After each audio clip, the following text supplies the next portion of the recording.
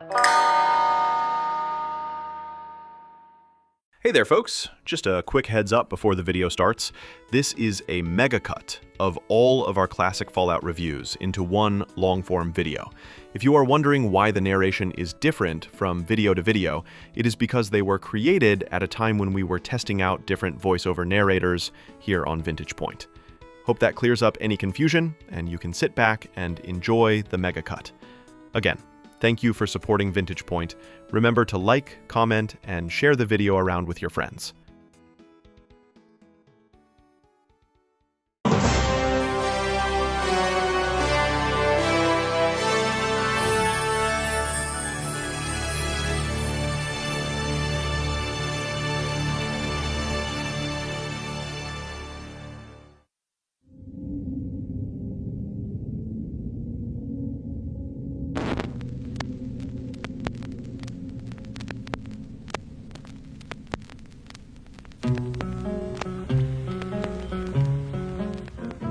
Fallout is a series of RPGs that takes place in a post-apocalyptic world, or more specifically, a post-nuclear world with a splash of good old-fashioned 1950s Americana. One where society as we know it has ceased to exist and has given way to lawless bandits, frightening cults, and horrific abominations. Just by that description, you might be led to believe that these games are brutally hard, where every resource matters, every decision matters, every skill point you earn matters. A game cut from the same cloth as Dark Souls and the like? Well, yes and no. You see, the Fallout series as we know it today is different to how the series was originally conceived, and trust me when I say that I don't mean better, and I don't mean worse. It's just different. Bethesda Game Studios took ownership of the Fallout IP in the mid-2000s, and under its umbrella they gave us Fallout 3 and Fallout 4. Two Fallout games, but two very different Fallout games. With the release of the fourth installment in the series, Bethesda made a conscious decision to shift the focus of the games away from survival roleplay and into an action shooter-looter. This was met with backlash by fans and led to Fallout 4 being rather divisive amongst the Fallout community, with many calling it far too easy and claiming that the game held your hand the whole way through. This isn't that far-fetched, to be completely honest. It's hard to dispute that claim when the game hands you a minigun and a full suit of power armor within the first 20 minutes. This isn't Fallout, they protested, wrongfully or rightfully. That is a video for another day. I'm not here to tell you what isn't Fallout. Today I'm here to tell you what is Fallout, in its purest, cruelest, and most brutal form.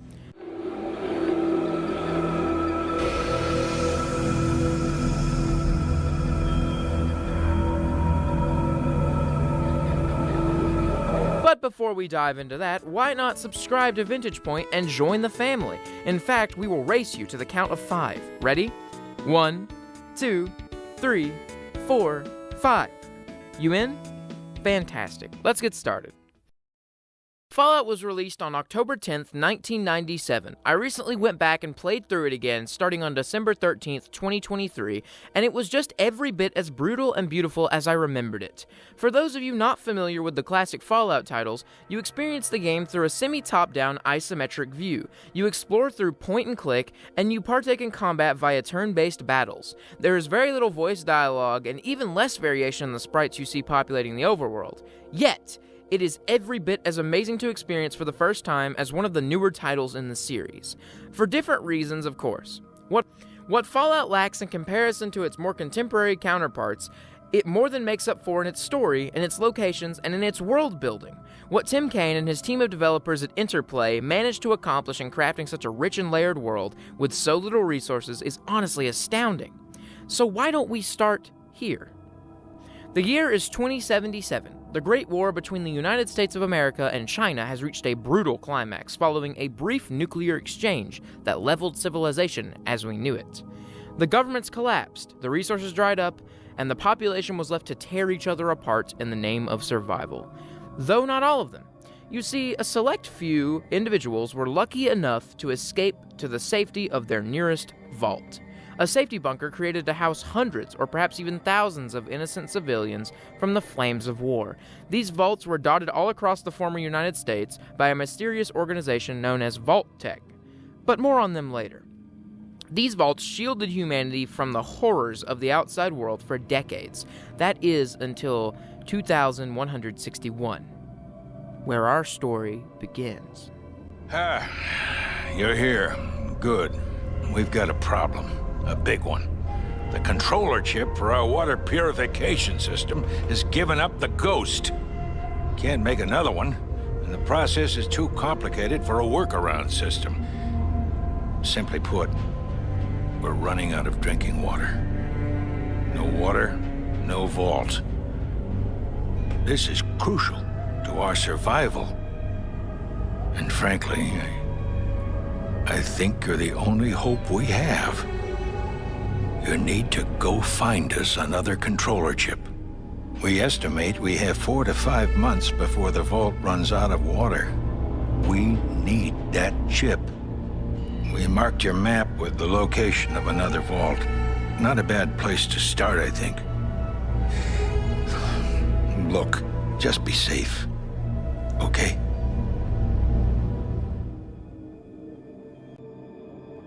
You are a resident of Vault 13, a haven nestled deep in the western California hills, where seemingly hundreds of vault dwellers lived out their lives happily under the rule of the Overseer, a pseudo-mayor of sorts within each individual vault. Life is good, right? Well, yes, but not for much longer. You see, Vault 13's water chip had been damaged, and without any internal solution, Overseer Jacqueline must seek an external solution. That's right, somebody has to leave the vault, and that somebody is you. Following your character creation, where you pick from a list of skills along with your choice of 2 traits that carry a monkey's paw-like effect, you are given a few brief words of encouragement by your trusted overseer before he opens the door to your home and sends you out into the great unknown in search of a random piece of tech that might not even exist anymore. That is the opening premise of your story. Wow. Talk about being thrown in the deep end, huh? The gameplay officially begins, ironically enough, as most Bethesda RPGs do, in a cave, fighting rats. A mere taster to get the player adjusted to combat against easy enemies. This tutorial, if you want to call it that, really only lasts a minute or two before the Vault Dweller exits the cave and is met by the Wasteland for the first time. And Jesus, is it grim. You see, Fallout 1 isn't a modern RPG, chock full of different locations to discover. It has a handful, that is it. I'm sure if given the choice, the devs may have added more, but for lack in time and hardware capabilities.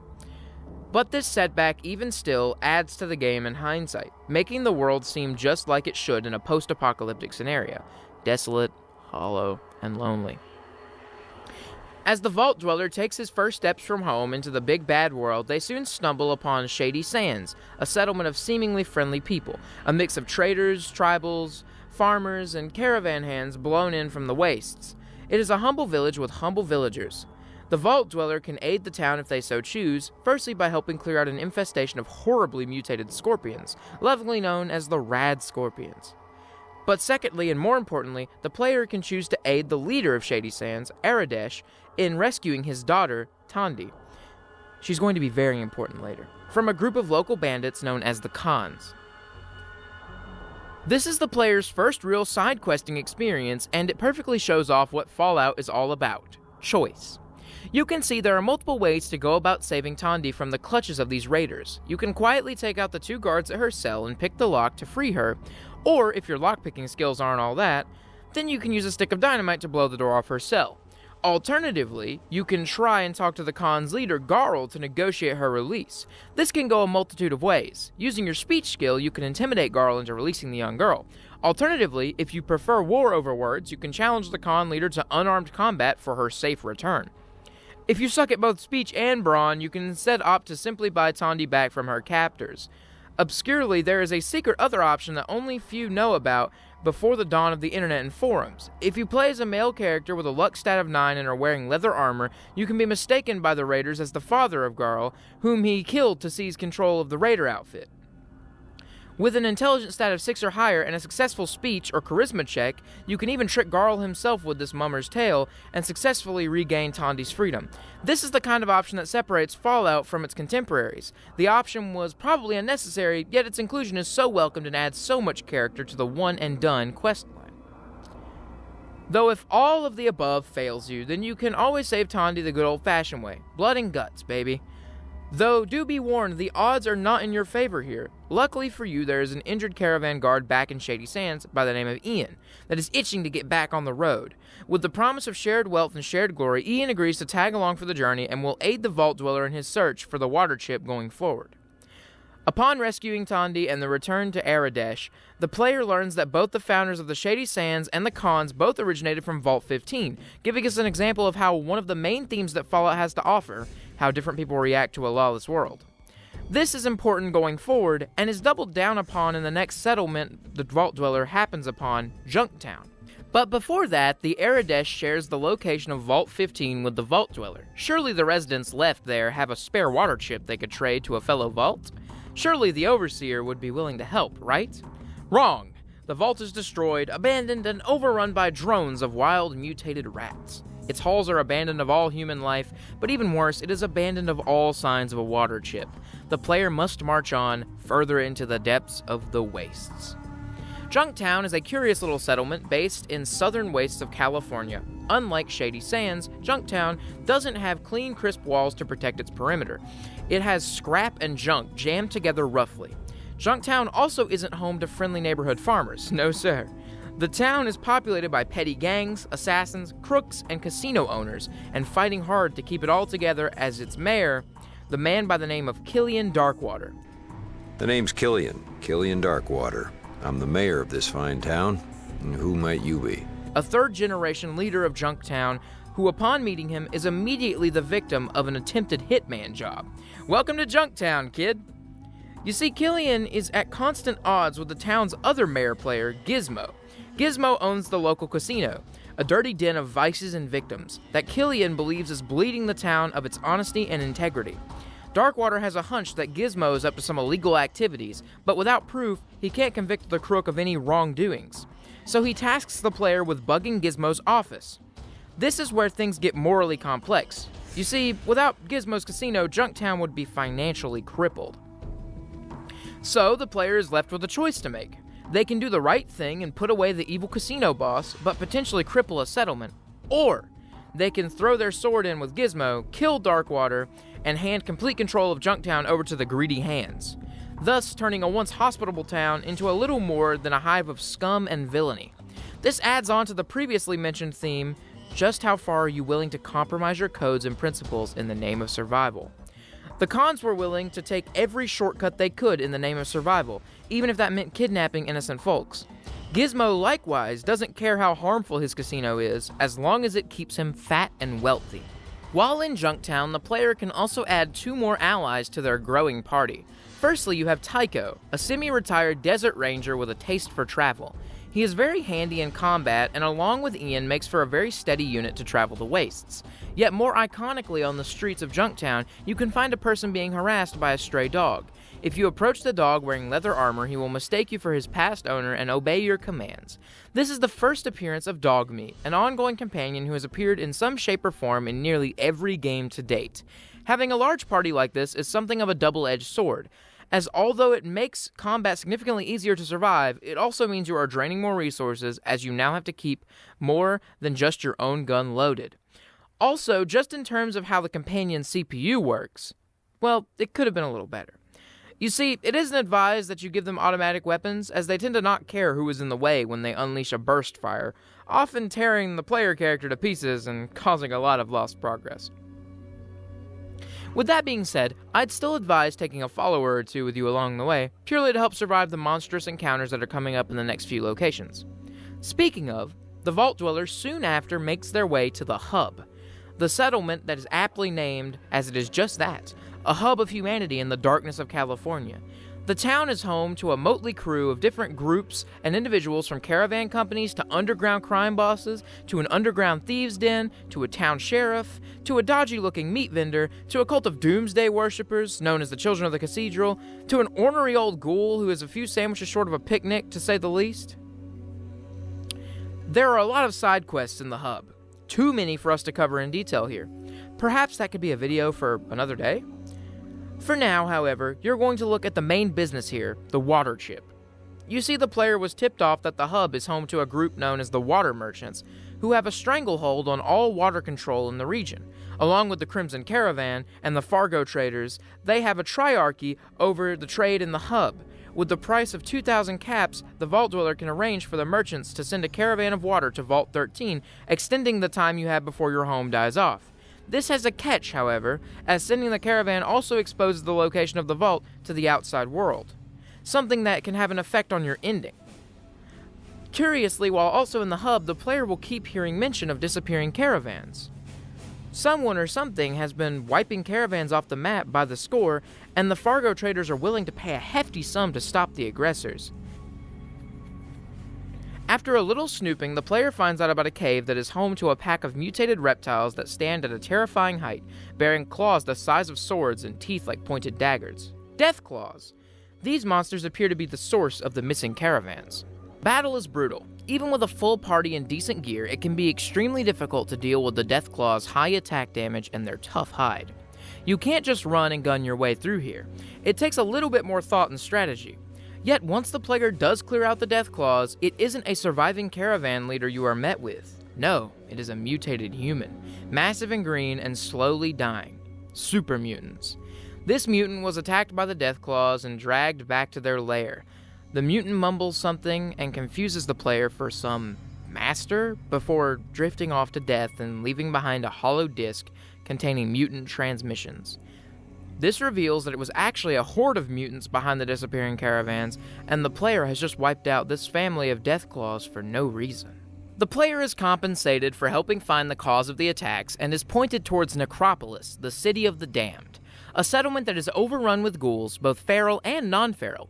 A green mist obscures the city upon entering, and the party is soon attacked by crowds of ferals, once humans, now gone mad by radiation poisoning, leaving them with shedded skin and a lust for violence. The Vault Dweller can escape the battle via the sewers that run underneath Necropolis. It is here you will run into a group of friendly ghouls, who bring you into the loop about what has been happening here.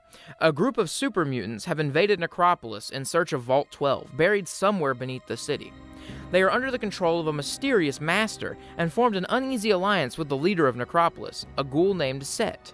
When these ghouls refused to take part in such an alliance, they were banished to the sewers. These ghouls inform the player that Vault 12 has a working water chip, but taking it will surely kill off the settlement unless their own water pump was fixed. The only problem? The super mutants have set up shop in the watershed. Talking to Set, he will request that the player help liberate Necropolis of its own super mutant occupation. So the player is again met with a choice. Put your own people first and take the water chip and leave, or stay and fight for Necropolis' freedom. Choosing the former, you can slip past the mutant guard, Harry, using sneak or speech check. From here, you can choose to repair the town's water pump with a high enough repair skill, and take the water chip from the vault below. Or, alternatively, you can ignore the water pump and opt to steal the water chip for yourself, dooming Necropolis to a sure death. If sneak or speech isn't your forte, you can just empathize with the ghouls. You can choose to attack the mutants, though be wary, they are by far the toughest enemies in the game, sporting weapons that can kill you in one hit. In fact, going by the canon events of the game, your dear companion Ian met his ultimate death here, being burned alive by a super mutant's flamer. It is said that the smell of Ian burning alive haunted the Vault Dweller for years to come. One way or another, you have acquired the water chip, but also information on this super mutant army that has been hunting down vaults across California. You return to your home in Vault 13 after a tiring search. The Vault Dweller sits down and submits a report on his findings in the Wasteland.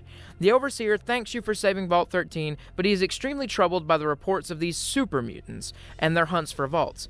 Deeming them a threat to Vault 13, the Overseer once more asks you to step back outside into that hell on earth and destroy the mutant threat once and for all. Your reward for saving your home, for saving Vault 13? You have to go back out into that hell on earth and do it all again. Upon leaving the vault, the player may arrive upon a settlement known as Lost Hills, though calling it a settlement appears generous at first glance. Lost Hills appears to be a little more than a shed protected by two heavily armored guards. Upon speaking to them, you find out they are members of an order known as the Brotherhood of Steel, a quasi-medieval group dedicated to the retrieval and conservation of old-world tech. The Brotherhood possesses powerful laser weapons and hulking suits of mechanized power armor, unlike anything you've seen in the Wasteland thus far. Speaking to one of the guards, Initiate Cabot, the player can inquire about joining the Brotherhood of Steel, to which he smugly responds by telling you the only way to join is by recovering an ancient piece of tech from the glow. It appeared this quest is something of an in-joke between the Brotherhood, as nobody ever seems to return from it. Regardless, the Vault Dweller accepts, and along with his band of companions, sets forth to find this mysterious glow. Upon approaching the area, you can see for yourself that it has been aptly named. The area is heavily irradiated and will kill you and your party if you don't double dose yourself with Rad-X, a powerful radiation-deterring drug. The area itself looks like a blast site with a massive crater descending down into the earth. Once the Vault Dweller delves inside, he finds himself standing in some description of a strange facility. The facility seems abandoned, though still rigged to the gills with traps ready to kill an unsuspecting prospector that dared step foot in here. After some exploring, I happened across the body of one Sergeant Allen, trapped in the familiar power armor. Searching his body, you will find that the hollow disk that Cabot sent you here for. Reading it will detail the downfall of this unit that tried exploring the glow for themselves. Curiously, you will also find a keycard that grants you access to the lower levels of the facility. You could leave now and scurry back to the Lost Hills with your prized hollow disk, or you can explore the deep below, if you're brave enough. The Vault Dweller reactivates the power in the facility and uses the keycard to open a lift down to sub-level 2. Here the group will happen across dangerous robots known as Floating Eyes and Robo-Brains. Once dealt with, I found another body charred to a crisp, though whomever this body once was held a red keycard to descend to the next level. Sub-level 3 is again populated by more robots that you must dispatch. In a tucked-away corner you will find a red-coated elevator that can carry you to sub-levels 4 and 6. Going to level 4 first, you will find it populated with various science labs that have been home to odd experiments before the Great War. You can even find the skeleton of what appears to be an alien in one of the labs. What the hell is happening here? In the center of this floor, the Vault Dweller will happen across the Zax 1.2, an intelligent supercomputer that has been running this facility since before the last Great War. Talking to Zax requires an intelligence of at least 5. Conversing with the AI will reveal that the glow is actually the former West Tech research facility. The building was directly bombed during the war, and all that remains are these sub-levels. Zax will also provide information on the FEV, or Forced Evolutionary Virus, an experiment carried out by the US government before the war to greatly increase the rate of evolution in living creatures in the attempt to create super soldiers. It is noted that FEV experiments were moved to a Mariposa military base to begin tests on military volunteers. Zax also has records on an experimental new power armor, as well as a list of government personnel stationed at both West Tech and Mariposa. Funnily enough, the player can also challenge Zax to a game of chess, though it doesn't appear there is any way to beat it, even with 10 intelligence. Exploring the rest of level 4, you will happen across the corpse of Charles Ringhold, and find he is carrying a blue pass key. Doubling back, the player can skip level 5 for the time being and head straight to level 6, the deepest layer. Here, the Vault Dweller finds more robots, as well as a fallen comrade of Sergeant Allen, all before finally stumbling upon the downed power generator. With a high enough repair skill, you can fix it and restore power to the facility, granting a sizable chunk of experience. Returning to Zax with the power restored, the player can talk with the AI and try to deactivate the robots. Doing so leaves the party free to finally explore level 5. Doing so, the player finds more logs detailing the government's hideous experiments, including the testing of FEV on animals before the project was shipped to Mariposa. That really concludes our exploration of the glow. This is one of my favorite locations in the game just because of how much rich backstory there is to uncover here. If you want to look hard enough, the glow is dripping with lore tidbits, and I can't help but delve to its depths anytime I do another playthrough. Finally returning to the Lost Hills with the Brotherhood holodisk, Cabot is very surprised to find the Vault Dweller is not only still alive, but in possession of their beloved tech. Handing it over grants us permission to enter the bunker. Exploring the Brotherhood bunker, you are met with a coven of heavily armored and well-read individuals all working together under the authority of one John Maxon, the High Elder of the Brotherhood. Doing some socializing, the player can stumble upon a paladin, Talus, who asks the player if he could rescue a young initiate who has gotten himself captured in the hub. Doing so will earn the Vault Dweller their very own set of power armor. This is advised as the added protection the armor grants really helps, even up to the fight with the super mutants. The player can also speak with the leader of the Brotherhood's research department, Head Scribe Vree. Doing so, you can mention your encounters with the horrific super mutants in the Waste. This will prompt Vree to mention how she has performed an autopsy on a super mutant and found that they are all sterile. This will be important later. Finally meeting with John Maxon, the player is shocked to find the leader of this outfit to be a rather frail-looking old man. Beyond that, it appears Maxon is spoken of in a negative light by his contemporaries, some even going as far to question his sanity, all on account of his theories of a dark army of mutants amassing in the north of Lost Hills. Broaching this topic with Maxon, he will ask the player if they'd be so kind as to scout the area for him. The Vault Dweller accepts and travels north. After a day's travel, the group does indeed stumble upon a military base, heavily guarded by armed super mutants. Opting not to engage, we return to Maxon to share our findings. Once the truth is revealed, Maxon calls a meeting with the remaining elders, where it is possible to intervene and ask for Brotherhood assistance in storming the military base. Though we are going to hold off on that for just a little bit. You see, there is one more location we haven't reached in California, that being Los Angeles, now known as the Boneyard. It is a town plagued with problem after problem, though most prevalently being the gang war that has consumed the town. Upon entering the main area of Addendum, a guard suggests that you speak to the mayor, a man named John Zederman. The mayor explains that the Boneyard has been divided by constant strife from the gang wars. He has hired a group of shady mercenaries known as the Regulators to help defend the people from a cutthroat gang known as the Blades. Meanwhile, a group of arms manufacturers known as the Gun Runners have taken up shop just east of town, while a nest of Deathclaws have wiped out a gang known as the Rippers and built a lair in their former hideout. In the midst of all this chaos, a group of pacifist medics have set up refuge within a local library. They dubbed themselves the Followers of the Apocalypse. It is safe to say that the Boneyard is being squeezed from all sides. Talking to the mayor will prompt him to ask the Vault Dweller to take out the leader of the Blades, a woman named Razor, in retaliation for them offing his son Jason. Confronting Razor on the matter, she will explain that it wasn't the Blades that killed Jason, but in fact it was two of Zimmerman's own Regulators. Razor offers proof in the form of a transmission recorded and pleads with us to show the mayor the truth. Delving further, Razor will ask for aid in overthrowing the Regulators and running them out of the Boneyard for good. But to do so, they will need extra firepower from the Gun Runners. The Vault Dweller is faced with the choice of heavily arming another gang in the area, potentially causing an all-out war in the name of good. The Gun Runners are willing to lend some firearms to the Blades, but not until the Deathclaws in the area are taken care of. So, for the second time, the Vault Dweller is tasked with clearing out a lair of these monstrous beasts. This battle, however, is significantly easier than the first encounter, as the player should be much better equipped by this point.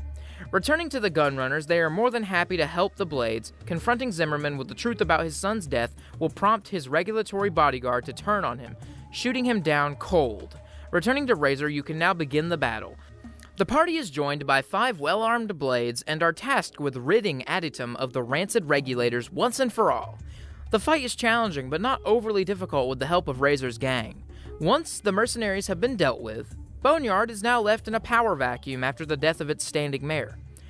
Was the player justified in stepping in to help the settlement? Though justice was served, it may have had dire consequences in the long run. Only time will tell. Moving across town, we can discover the Boneyard's library, a makeshift base of sorts for the aforementioned followers of the apocalypse. Inside, you can find a number of different folks from different walks of life, but a green-haired woman is sure to catch the eye of most initially. This is Katja, a scaver who was born and raised in the Boneyard and has dedicated her last few years to helping out the followers. Speaking with Katja will allow the Vault Dweller to recruit her to the party, thus becoming the 4th and final member of the group. Curiously, Katja will comment that she hates dogs if dog meat is present in the party. What a way to endear yourself to your new traveling companions. Sheesh. This was a leftover piece of cut content. Originally, the developers wanted the companions to have a banter system of sorts, where they would talk amongst each other throughout the journey. Though this was cut, and Katja's dog-hating comment is all that remains from it, that's okay. It's funny.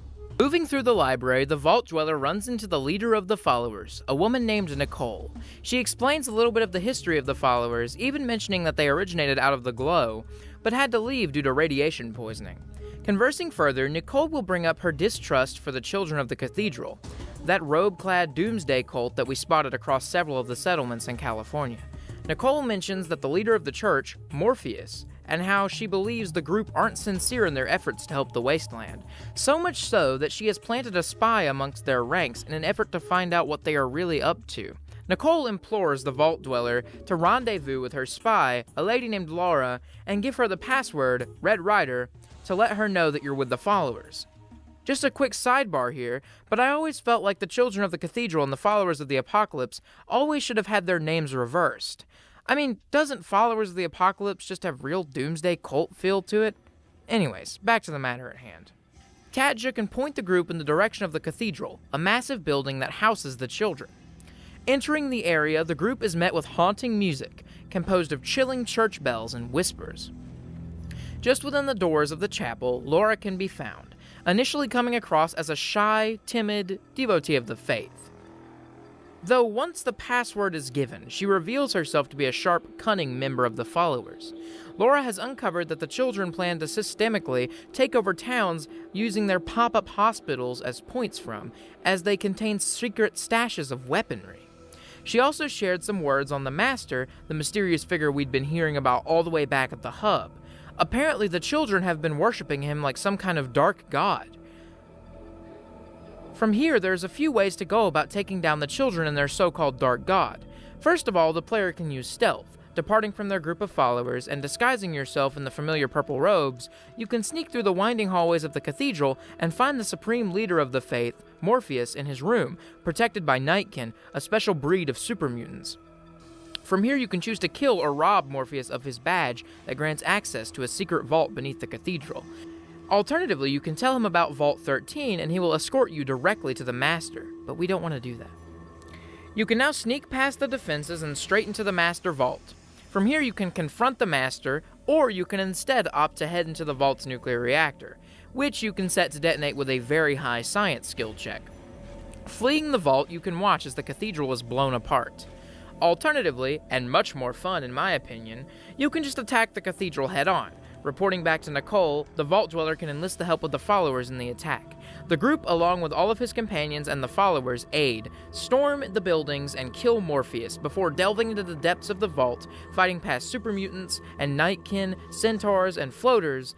Once down on one of the last floors, the group is met by a holding cell containing humans with strange devices attached to their heads. Speaking with one of them, Gideon reveals that they are all psychers, failed experiments of the Master in an attempt to replicate his own psychic abilities. Gideon seems to talk about the Master in a loving way, almost a paternal figure.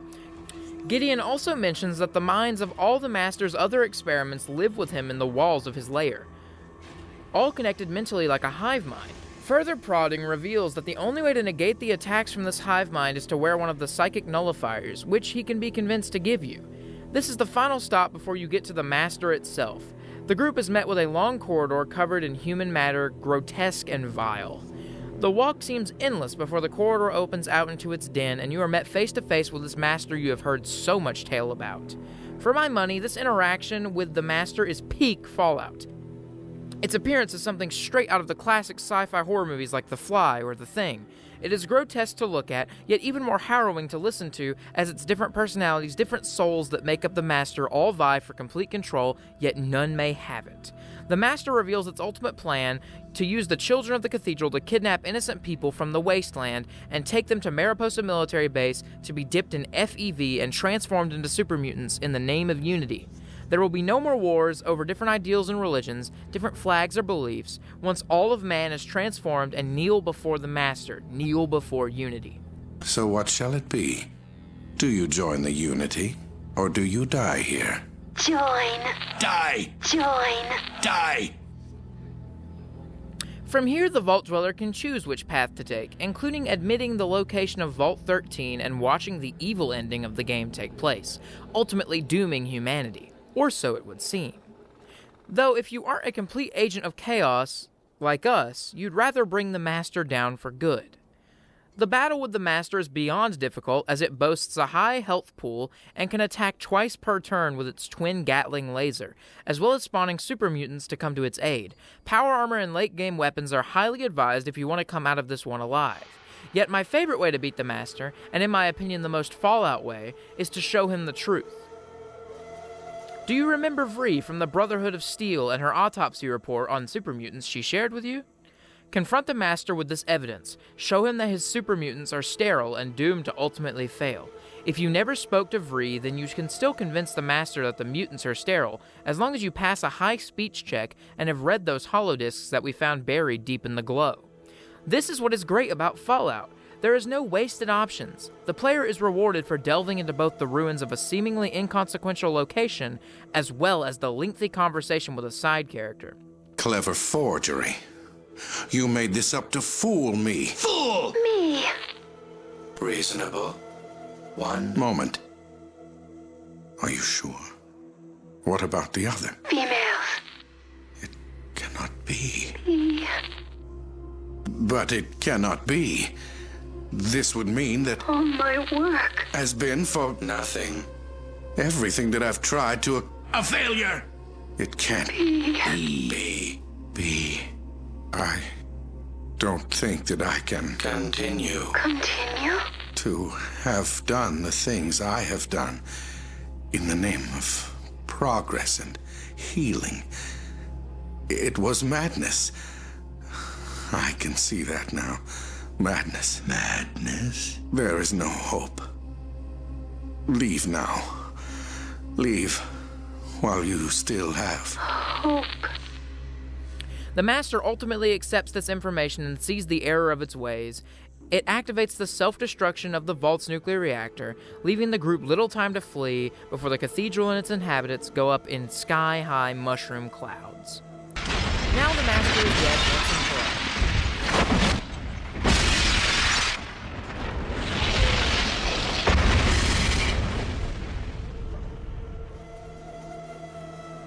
But as long as Mariposa is still standing along with its vats of FEV, the mutant army will never truly be dead. Finally returning to Elder Maxon in Lost Hills, you can ask him for his aid in assaulting the base. One final battle to usher California into an era of safety. Arriving at the base, you are joined by a squad of armed Brotherhood paladins. Storming the gates, the group is met by many dangers, including a large number of super mutants, hostile robots, Children of the Cathedral, and an array of force fields that vaporize life forms on impact. In fact, canonically, our precious Dogmeat meets his ultimate end by these force fields during fighting inside the base. Pour one out for the toughest pooch the Wasteland ever knew. I will remember you. Reaching the bottom floor of the base, Vault Dweller can do battle with the Super Mutant Lieutenant, a tough battle in his own right before gaining access to the base's controls and laying your eyes on this FEV for your own right. The Vault Dweller can initiate a self-destruct sequence from here, and is left with only moments to flee the base before, just like the Cathedral, it is blown to Kingdom Come, once and for all ending the mutant threat and putting a stop to Unity.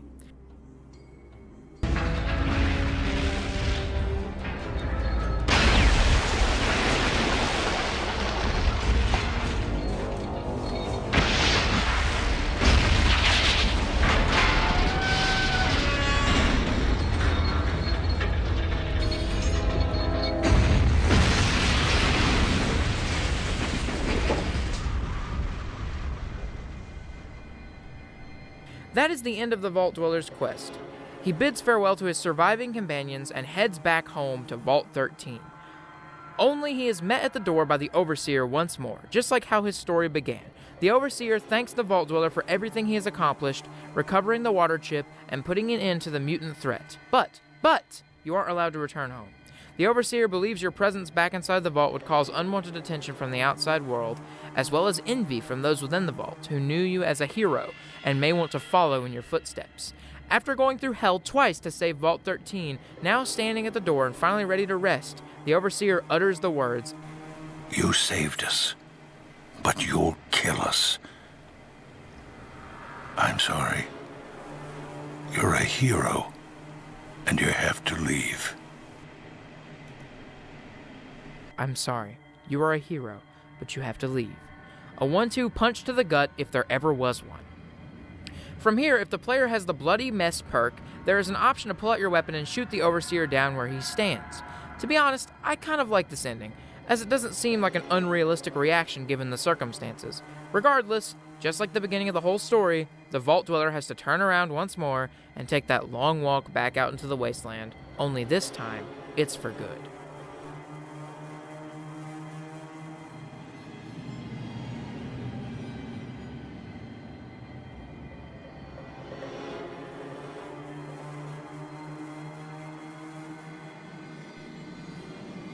So that is Fallout. I sometimes struggle to summarize just why exactly I love this game as much as I do, so I'm going to break down the core of it with just a few words. Fallout is simple, Fallout is brutal, and Fallout is a masterpiece.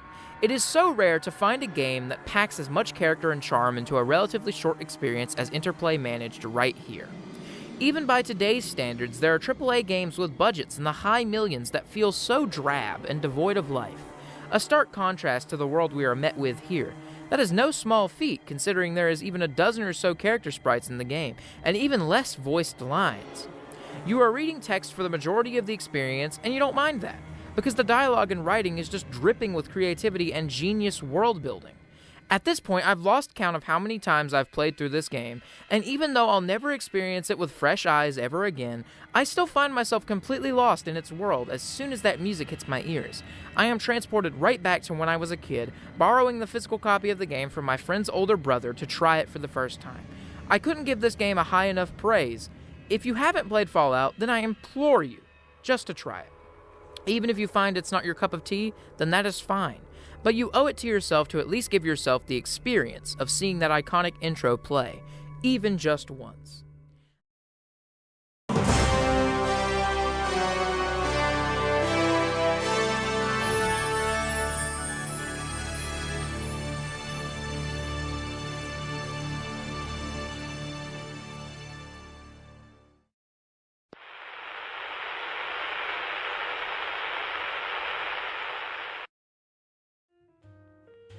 Give me a kiss to build a dream. It is September 1997. Google.com has just been registered as a domain name. Ted Turner has just donated $1 billion to the United Nations, and Honey by Mariah Carey was #1 on the billboards. Meanwhile, a massive RPG has just shook up the gaming world and invaded homes all across North America. No, it's not that one, it's this one.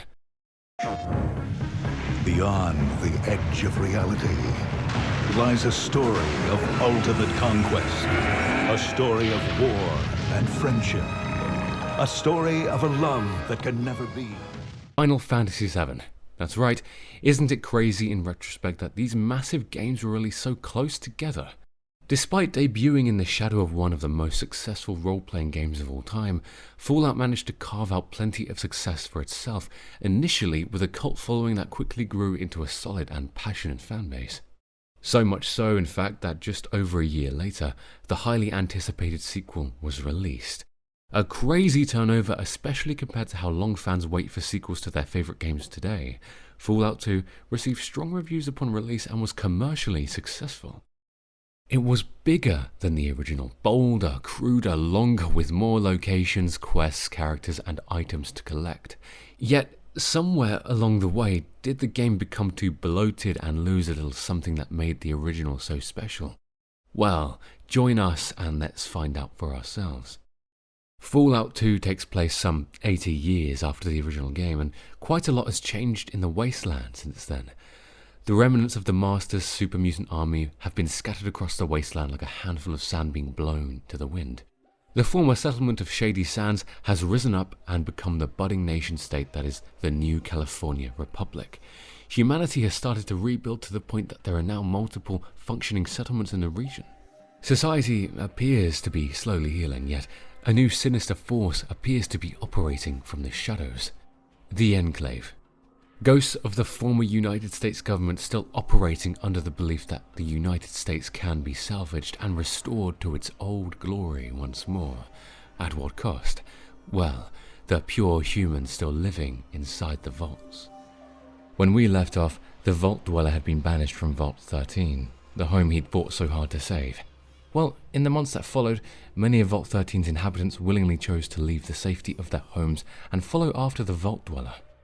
In doing so, the village of Arroyo would eventually be formed and slowly grow into their own tribe. The Vault Dweller found a wife, Pat, had a daughter and settled down for a few years.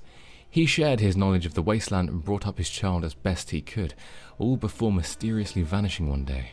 A while after his wife had passed, and just as his daughter had come of age to lead the tribe herself as the village elder. A role she occupied for years, even as Arroyo began to fall on hard times. This is where our story truly begins. You play as the child of the Elder, the Chosen One. Arroyo has been hit by one of the worst droughts in years that has seen crops die, wildlife die, and many of the villages slowly wither away.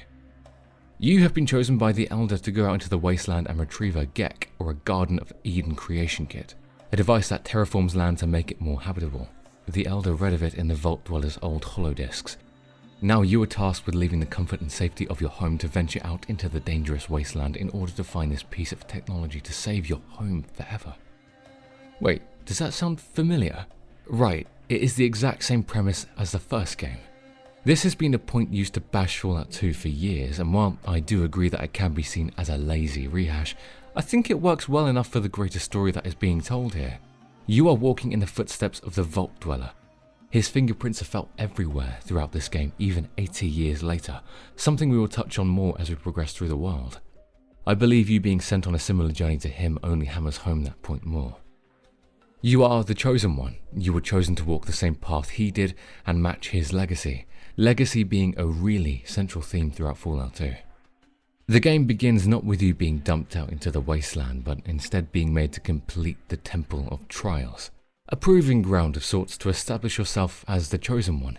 This intro acts as a tutorial of sorts, giving the player a chance to use some and become familiar with a lot of the main skills in the game. Combat, explosives, lockpick, speech, etc, etc. I've always wondered what the hell this temple was. I mean, it looks medieval, too archaic to have been built just before the war, yet too advanced to have been built by a group of tribals living in tents in just 80 years. Regardless, emerging out of the temple, you are granted your title as Chosen One and given your new quest to find the Gecko. I personally don't mind the Temple of Trials though. I know a lot of fans of the game loathe getting through its tedious halls and rooms, just to begin the game proper. A comparison is often made to the first game, which just dropped you in a cave with light supplies and told you to find your way, while Fallout 2 practically holds your hand by comparison. I'm not sure I subscribe to the sentiment. The temple is bothersome if you've played through the game multiple times, yet I think I would find it useful if it was my first playthrough. You are now free to explore Arroyo to your heart's content. A little poking around can lead to a few small side quests to get your feet wet. You can help the local shaman with clearing out some killer plants from his garden, aid one of the hunters with saving their dog from geckos, or find a piece of flint so your kin can sharpen your spear for you. It isn't exactly deep questing, but it gives you an idea of what to expect moving forward. I have always wondered how a group of Vault Dwellers regressed so far in such a short space of time. Within a few generations, they went from living in a facility with the height of technology to living in tents and wearing loose animal skins, hunting with just spears and adopting a full tribal culture. Regardless, you are given a Vault 13 canteen and some money by the Elder and sent looking for a trader named Vic, who seems to know the location of Vault 13. Where this Gecko is assumed to be, you are pointed in the direction of a small hunting town named Klamath. Entering Klamath, you will find it to be a humble settlement made up of Gecko trappers and Brahmin farmers. Speaking to some of the locals about Vic, they mention that he has a shack here in town but hasn't been seen in weeks, claiming he was heading off to the Den, the last they had seen the trader. But before we go there is plenty to see and do around town. Firstly, it is always worth visiting the Buckner House, the local trading post and saloon here in Klamath. The owner of this establishment, Maida Buckner, offers some insight on the town as well as some scathing words on another tribal found in the corner of the bar working. This is Sulik. Speaking to him, you'll find a tall man covered in tattoos, piercings and a strange bone stuck in his nose. He will explain that he comes from a tribe to the west on the Pacific coast. He came to Klamath to search for Vic too, to ask about his dear sister whom was kidnapped while on a known trading route. The trading caravan was attacked by men with magic torches whose fire killed people instantly. That sounds rather ominous. His search brought him to Klamath, and after failing to find Vic, he consoled himself with the bottom of a bottle. The booze sent him into a rage and he smashed up the bar. Without any way to pay back the damages, Sulik has been forced to work off his debt. The player can offer to pay off the remaining $350 worth of damages to free Sulik from his debt, or alternatively by speaking to Maida, she'll mention how her mother's fiancé, a local gecko trapper named Smiley, has recently gone missing in the toxic caves to the north. If the Chosen One can rescue Smiley, Maida would be willing to absolve the debt and let Sulik go free. The toxic caves are a mess of radioactive slime and a nest of golden geckos, a larger and more hostile variant on the reptile. The player can buy rubber boots back in Klamath that completely negate the radioactive damage brought on by the slime. The geckos pose a big threat so early in the game, especially when proper guns and ammo are so scarce. So if your skills can manage it, I'd recommend sneaking past the critters to try and find Smiley. Finding him in an old generator room, he mentions that he came out here to find the origins of the golden geckos, deducting that this cave was once a pre-war military facility that had leaked so much radiation to the point it mutated the geckos into a larger and more volatile breed. One of them had got the drop on Smiley and nearly took his leg clean off, before he managed to slip away into this generator room. Escorting the trapper back to the entrance will end in a very generous XP reward. Back in Klamath, the Buckner family will thank you and Smiley will even pass on a gecko skinning perk, which makes for a great way to collect caps in the early game. Now with Sulik free from his debt, he agrees to join you in your quest to find Vic. You can even ask him about that bone stuck in his nose. He explains that it is his grandfather's bone and that he can use it to contact his spirit, amongst others to seek advice. This is one of the earliest signs that Fallout 2 really goes off the wall with the deeper paranormal and spiritual side of things. This kind of stuff isn't to everybody's taste, but I love it. I feel like it gives Fallout an extra layer and is a nice juxtaposition to the heavy technology talk that is rife throughout the games. There is a few more odd quests around Klamath should you want to build up some wealth or levels before you continue on your quest. You can help Maida's brother Tor protect his Brahmin from a nasty pack of rad scorpions. Just west of town you can find a crashed vertibird, a helicopter-like craft used for transport and combat. Just beside the wreck is a corpse cladded in strange armor and possessing a yellow key card of some kind. How interesting. The wreck is guarded by a Mr. Gutsy unit that is stuck in some kind of frenzy. Having Sulik with you can make this fight a lot easier. I'm a big fan of laying seeds for late game reveals early on in your adventure, and this crash site is a great example of that. Before we finally depart Klamath, there has been whispers from the locals of a serious rat infestation. Meeting up with the lead trapper in Klamath, a man called Slim, you can try to convince him in a number of ways to try and part ways with the key to the underground warrens, where the infestation started. You can use a speech or barter check to earn the key. Alternatively, you can steal it off him or kill him and loot the body. If your chosen one is a woman, then you can sleep with Slim and gain the key that way. Funnily enough, if you feed the stray dog in the center of Klamath some jerky cutlers, he'll puke up a spare key to the warrens. There was no need for this detail to be added, but I adore the fact that it was. Venturing down into the warrens, you'll be confronted with tight cramped halls of damp stone and dirt, filled to the brim with overgrown rats.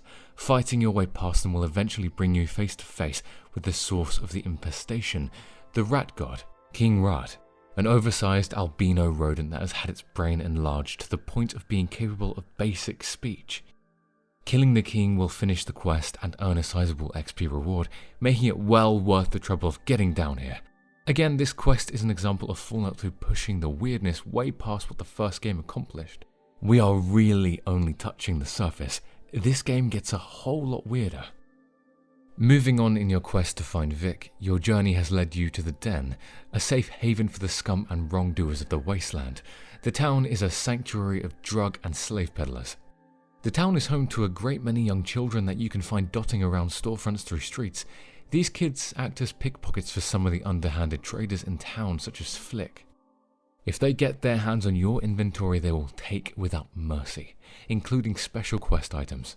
All while the player is completely unprompted when this happens, making it a very dangerous game mechanic. The first place of note in the Den is Becky's Bar and Casino, a watering hole that offers gambling to weary travelers.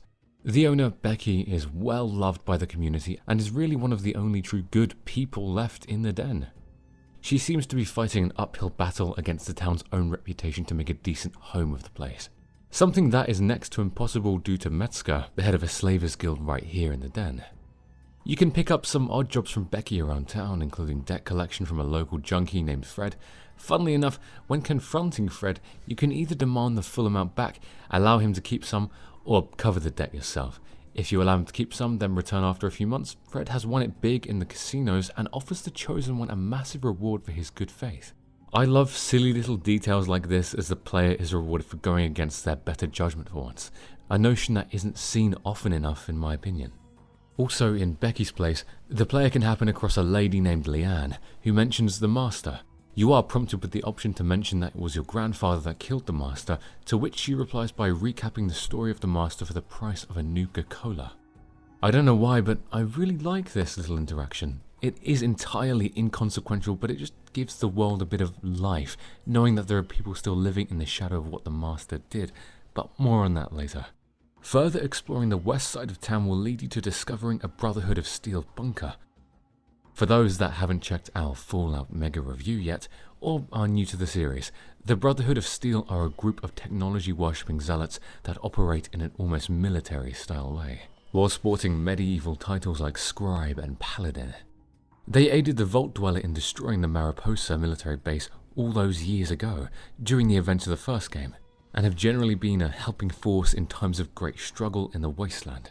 Interacting with the guard stationed outside the outpost named Joshua, he will be extremely cryptic and vague, only allowing the player to ask him one question before prompting them to visit the Brotherhood outpost in NCR. How strange. Just next to the outpost is a junkyard of some description owned by a mechanic named Smithy. This is a must-stop spot for anybody doing a Fallout 2 playthrough, and that is for one reason only. Smithy is in possession of a working highwayman. A working car in the post-apocalypse is like gold dust, and here the Chosen One finds himself stood in front of one. The only catch, it is missing a key part, a fuel controller, and Smithy doesn't know where to find one. That's a damn shame, but the mere idea of owning a car in a Fallout game would incentivize new players to go delving into every area they come across in search of that fuel cell controller. Sadly, we are going to have to kiss goodbye to our new wheels for the time being and continue on our quest afoot. Moving into the east side of town, you'll find it's built around a sizable cemetery that acts as a grim reminder of what these towns have been built up from. A few small diners and bars are found over here, as well as the aforementioned Slavers Guild, a large building that is swimming with armed guards, all protecting their way of life, a penned-up collection of tribals. In here you will find the head of this cabal, a dirty rogue of a man named Metzger. Talking to Metzger, you can find out a great deal about the larger world of Fallout 2, a key point of which is the production of Jet, a highly addictive chem that has taken the Wasteland by storm.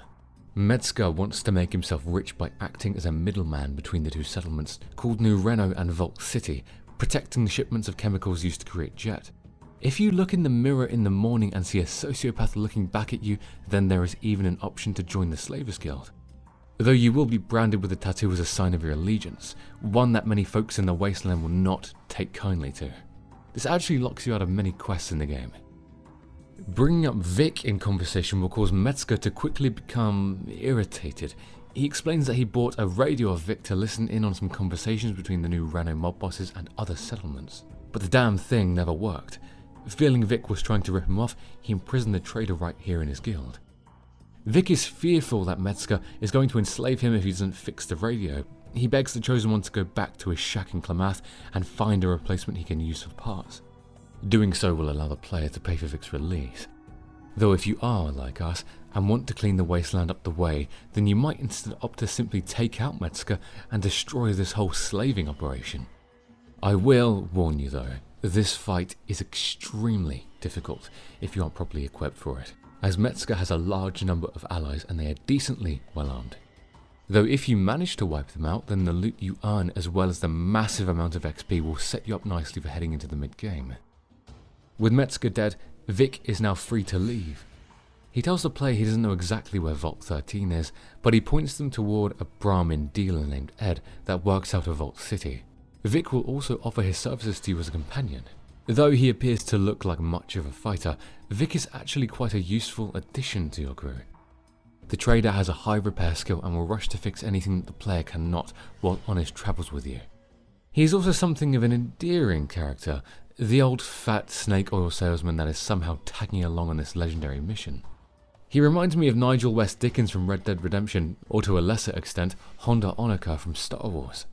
He is unapologetically a little bit slimy and a little bit crooked, but in a likeable way. Regardless, I always find myself enjoying the company of Vic on a playthrough of Fallout 2. He has some fun interactions throughout the Wasteland and even has a little back and forth with Sulik from time to time. This is another showcase of what Fallout 2 does so much better than the originals. The companions have so much more character and life than Ian or Taicho or Katja from the original game. Sulik and Vic have quests of their own and wants of their own that happen to align with the Chosen One. It makes for a much more engaging and likeable party system, and the game benefits massively from that in my opinion. I don't know if this is a hot take, but I'm not sure if any Fallout game has handled companions as well as Fallout 2 did. Not in terms of writing or their personal stories, just the mechanics of it all. New Vegas came close, but each of them felt very cornered off in their own world. There was no interaction between companions, even if they were all present together in their lucky 38-player home. Anyways, we will get to a Fallout New Vegas mega review eventually. That's just my brief thoughts on the matter. Let us know what you think. Before we leave the den, it's worth noting that mentioning Metzger's death to Rebecca will earn you a sizable reward of caps and XP, but more importantly than that, you have helped put the den on the right path to becoming a pretty decent settlement overall. You can also free the slaves that are held captive, though unfortunately Sulik's sister is not amongst them. I think now would be as good a time as any to mention that she is actually not in the game at all. She was actually cut from the game, a victim of the time restraints brought on by releasing a sequel so soon after the original game. This again was another nagging problem with Fallout 2. The game is half-baked in parts. The amount of cut content is actually staggering when you do a little bit of research into it. Fortunately, the amazing Fallout community have released a Fallout 2 restoration mod that includes a lot of this cut content back in the game, and I would highly recommend it. Though, for the sake of this video, we are only going to cover the vanilla content. So Sulik's quest is unfinished and he is never going to find his sister. Funnily enough, his sister was actually to be a character featured in the unreleased Black Isle, Fallout 3, better known amongst the community as Van Buren. There she would be a potential follower and a leader of a tribe in her own right. Such a shame we never got to experience that game, but that's a matter for another time. Back to Fallout 2. Leaving the den, we are met by a random encounter in the Wasteland. A family of farmers are being hassled by a group of power armor clad soldiers. They look unlike the Brotherhood of Steel we know from the original game. The leader amongst them is a massive man, mutant thing with greenish skin and a gigantic set of his very own power armor. They try to capture the farmers for some kind of questioning, but resort to killing them after being refused. We can't interact with this scene and are helpless to watch. It serves as an ominous warning of the storm that is to come. Eventually, making it to Vault City, we are met with one of the 3 large cities in the game. It doesn't take long after arriving to realize that there is a serious class divide here in Vault City, and that is just the tip of the iceberg when it comes to all of the social and political problems in this place. You see, the settlement was born out of Vault 8 and built up with large walls and a cleaner and more pristine city than anything we've seen in the Wasteland thus far. The citizens are neat and tidy, prim and proper, yet just outside the safety of Vault City's walls is a courtyard. A kind of slums, if you like, where the rabble that have been refused entry to the city have gathered and built up a small community of their own. This is where we find ourselves upon arriving. The courtyard isn't filled with much, weary travellers and a few odd quests here and there for those interested in building up some extra caps or XP. Visiting the local bar, we are met by the owner, John Cassidy. He's a veteran of the Waste and looks every bit of it, said to have scars and bullet wounds in scores, as well as a fake eye and a steel plate in his skull. Cassidy shares his thoughts on how unfair life is in Vault City, even mentioning that the head of the city's security department smashed up his bar. After a little convincing, you can get Cassidy on board to join your party. In terms of character, he's probably one of the weaker companions, as he doesn't have much about him beyond the obvious, though he still acts as a competent enough ally to have in combat. Bonus fact, he is also the father of Rose of Sharon Cassidy, the companion from Fallout New Vegas. Moving forward, the only way to gain entry to Vault City proper is by obtaining a day pass. Is this a haven from the horrors of the Waste or a theme park? Regardless, there are a number of ways to gain one again, showing off how important choice is in these games. You can buy one, steal one, you can convince the guard that you are an envoy from a nearby vault, or you can simply strip off your armor and reveal the Vault 13 jumpsuit beneath. You choose how your character would gain entry. I know it sounds obvious, but you'd be surprised how— Not sure if I chose it, or it chose me. Dad ran a bar a long time ago, and it was a labor of love, Mom said.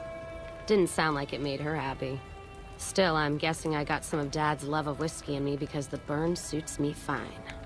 Used to call me Whiskey Rose back west. before I punched enough people, so now they say it.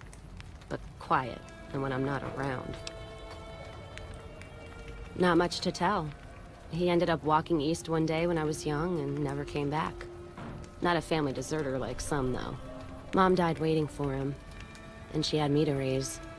She was sick, but she held off dying until I was old enough to be getting into trouble with the boys. As for Dad, I figure he just got himself lost or dead. Happens. And I'm not all boo-hoo about it, so save your glass for someone who's crying. Well now, I ain't seen you around before, stranger. Name's Cassidy. I run this place. What can I do for you? Vault. Only vault I know of is the one inside the city. Big friggin' hole. You can't miss it, trust me. Beer for 20, shot of whiskey for 30. Nothing special. Why, you want something? Here you go. Drink up. Might help you forget where you are. But you'd be surprised how many role-playing games just casually skip over the role-playing part. Being given a choice that is a little bit more nuanced than good option, bad option is so welcomed. Exploring Vault City, I found it to be just as unsettling and almost too clean as the first time I played this game. The juxtaposition between Vault City and the Den is massive. The aim of the citizens was to recreate a slice of pre-war life, but it isn't quite right. It isn't the same. There is almost an eerie, uncanny valley nature about the place. Poking around, you can meet a varied cast of characters including Vic's daughter, Valerie. You get a little bit more background on him as a character, revealing that he is something of a deadbeat dad who wasn't really around for her childhood. Moving on, you also meet the aforementioned head of security, Sergeant Stark. He offers some insight on the surrounding settlements and shares his suspicions about a nearby town of ghouls known as Gecko, as well as the quickly expanding New California Republic. I personally love this aspect of the Fallout 2 world, the heavy unrest and suspicion that comes with the birth of so many different states popping up. This touches on the themes that the developers always wanted to hammer home with Fallout 2. This is no longer about the post-apocalypse. This is about the post-post-apocalypse, meaning this game is essentially about what happens after the chaos of no societal structure begins to subside and the governments and towns and laws begin to pop back up again in pockets across the Wasteland. The NCR and, in this case, Vault City are two sides of the same coin when it comes to how people react to that. It is isolationism versus expansionism.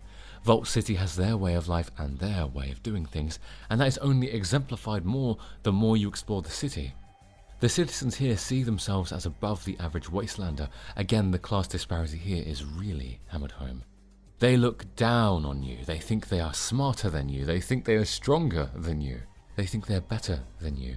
Yet, if you look around you'll find a dozen or so servants, as they are known, working to clean the streets and carry out demeaning odd jobs. That is right, Vault City, despite acting so high and mighty, are no better than the slavers in the Den. This is a point of everything wrong with the place.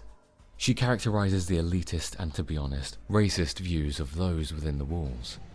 Lynette sees you as little more than wasteland vermin and is highly suspicious of your knowledge of the Gecko.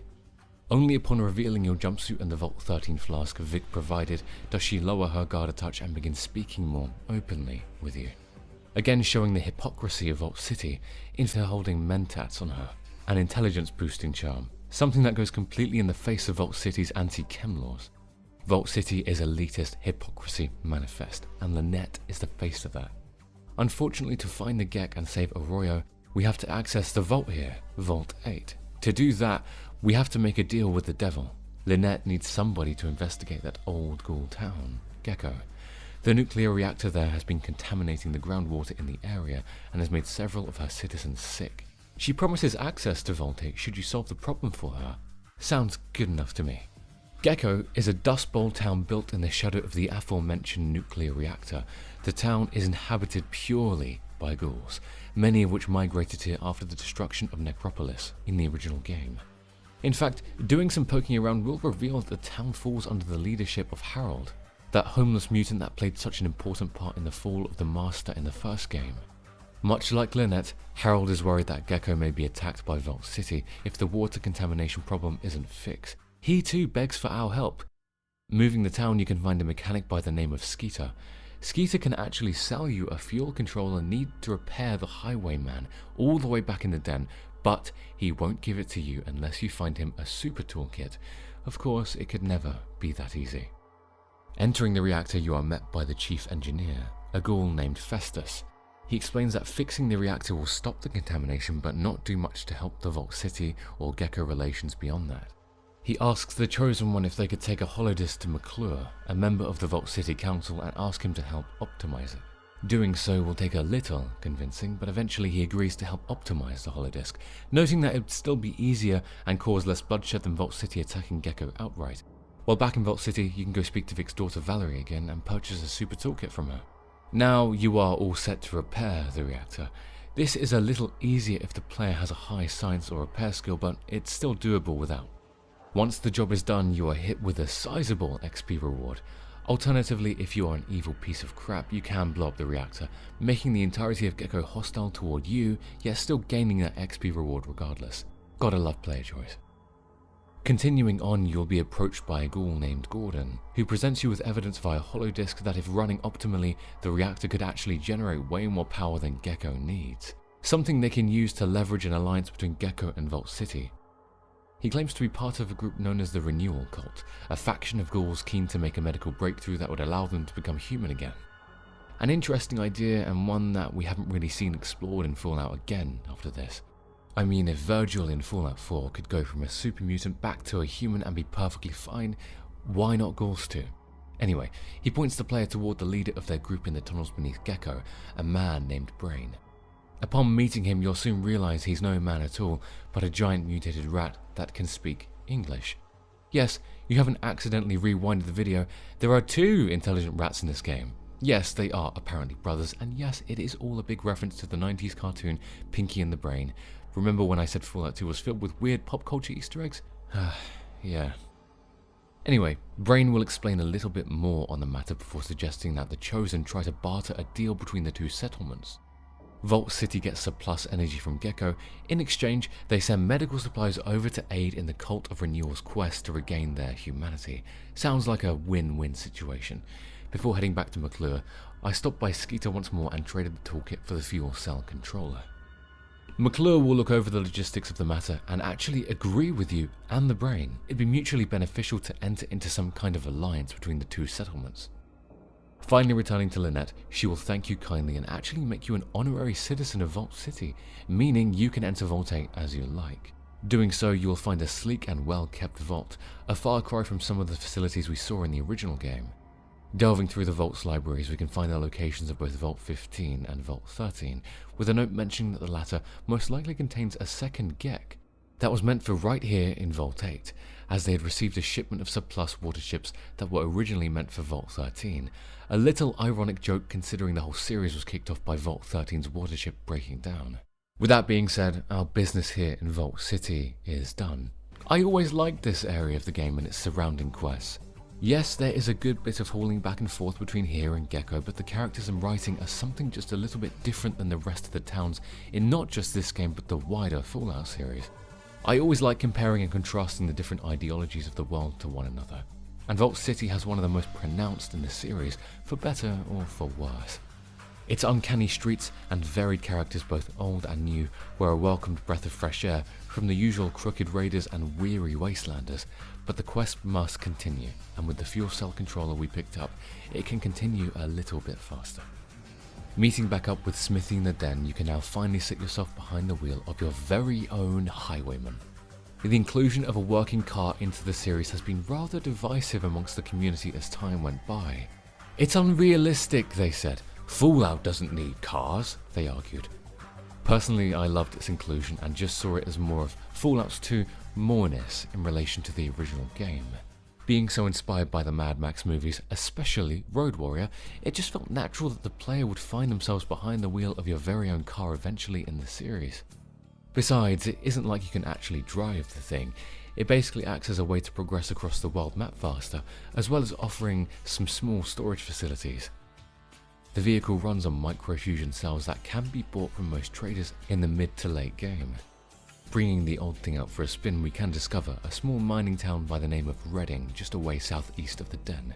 The small settlement offers a number of smaller quests, most notable of which being to help clear some strange critters of the town's abandoned mine in search of an excavator chip to help one of the other two mines prosper.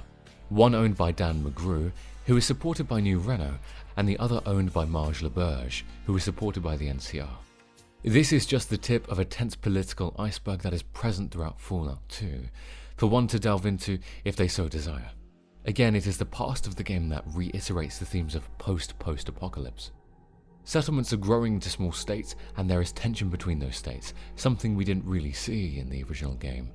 We will see more of this tension in New Reno and the NCR. Back to the matter at hand. Going off past experiences, we may have expected the mines to be filled with mole rats, maybe geckos, or even a nest of deathclaws, perhaps. Wrong. The mine is filled with aliens. Well, not aliens exactly, but that's what the locals theorize the creatures might be. They appear to be small, slimy, almost reptilian looking, with no visible features outside of a massive mouth of razor-sharp teeth. These are actually known as Wanamingos. They bear a strong likeness to the xenomorphs from the Aliens movies and even act in a similar fashion, attacking in packs and hatching out of eggs. Clearing out the mine can be very difficult. I'd recommend bringing some tough gear, plenty of stim packs, and a full party if you can. To finish the quest, you have to clear out the vermin, including the Queen Wanamingo, and smash her eggs. After that, you are free to take the excavator chip and align yourself with whatever faction you so choose. Around Redding there is a few more odd jobs you can pick up for caps, including working as a stand in Lawman for the injured Sheriff Earl Marion. These jobs include a reenactment of the plot of Unforgiven, as well as evicting a poor old widow and putting an end to a local gang known as the Morton Brothers. So a fun mixed bag if you want to hang around Redding for a touch longer. The next major location you may happen across is, you guessed it, another mining town. Sure is a lot of mining going on in this game. Jokes aside, the town of Broken Hills is actually one of my favourite locations in the game. The town was originally an old prospecting settlement that was rebuilt after the war by a super mutant named Marcus and a Brotherhood of Steel paladin named Jacob. Marcus is now the sheriff and leader of the settlement, and talking to him will give plenty of background about the area. Just a sidebar, but Marcus has always been one of my favourite characters in the Fallout series. As one of the most intelligent mutants, he really gives a great insight into what life was like for them during the times of the Master's army, and how that ideology was viewed by the mutants within it. Plus, the performance given by Michael Dorn in voicing Marcus is superb and gives the character so much life. He explains that Broken Hills has been a safe haven in the Waste, where humans, mutants and ghouls can all live in peace, not threatened by hatred or bigotry. Exploring the town, you'll find that to be the case. There are several mutants, ghouls and humans all found seemingly living together. A far cry from the original game where the ghouls were kept isolated in Necropolis for the most part, while the mutants acted as the boogeyman, that threat constantly lurking in the shadows. In one of the bars here in Broken Hills, you find a super mutant named Francis who challenges folks to an arm wrestling contest.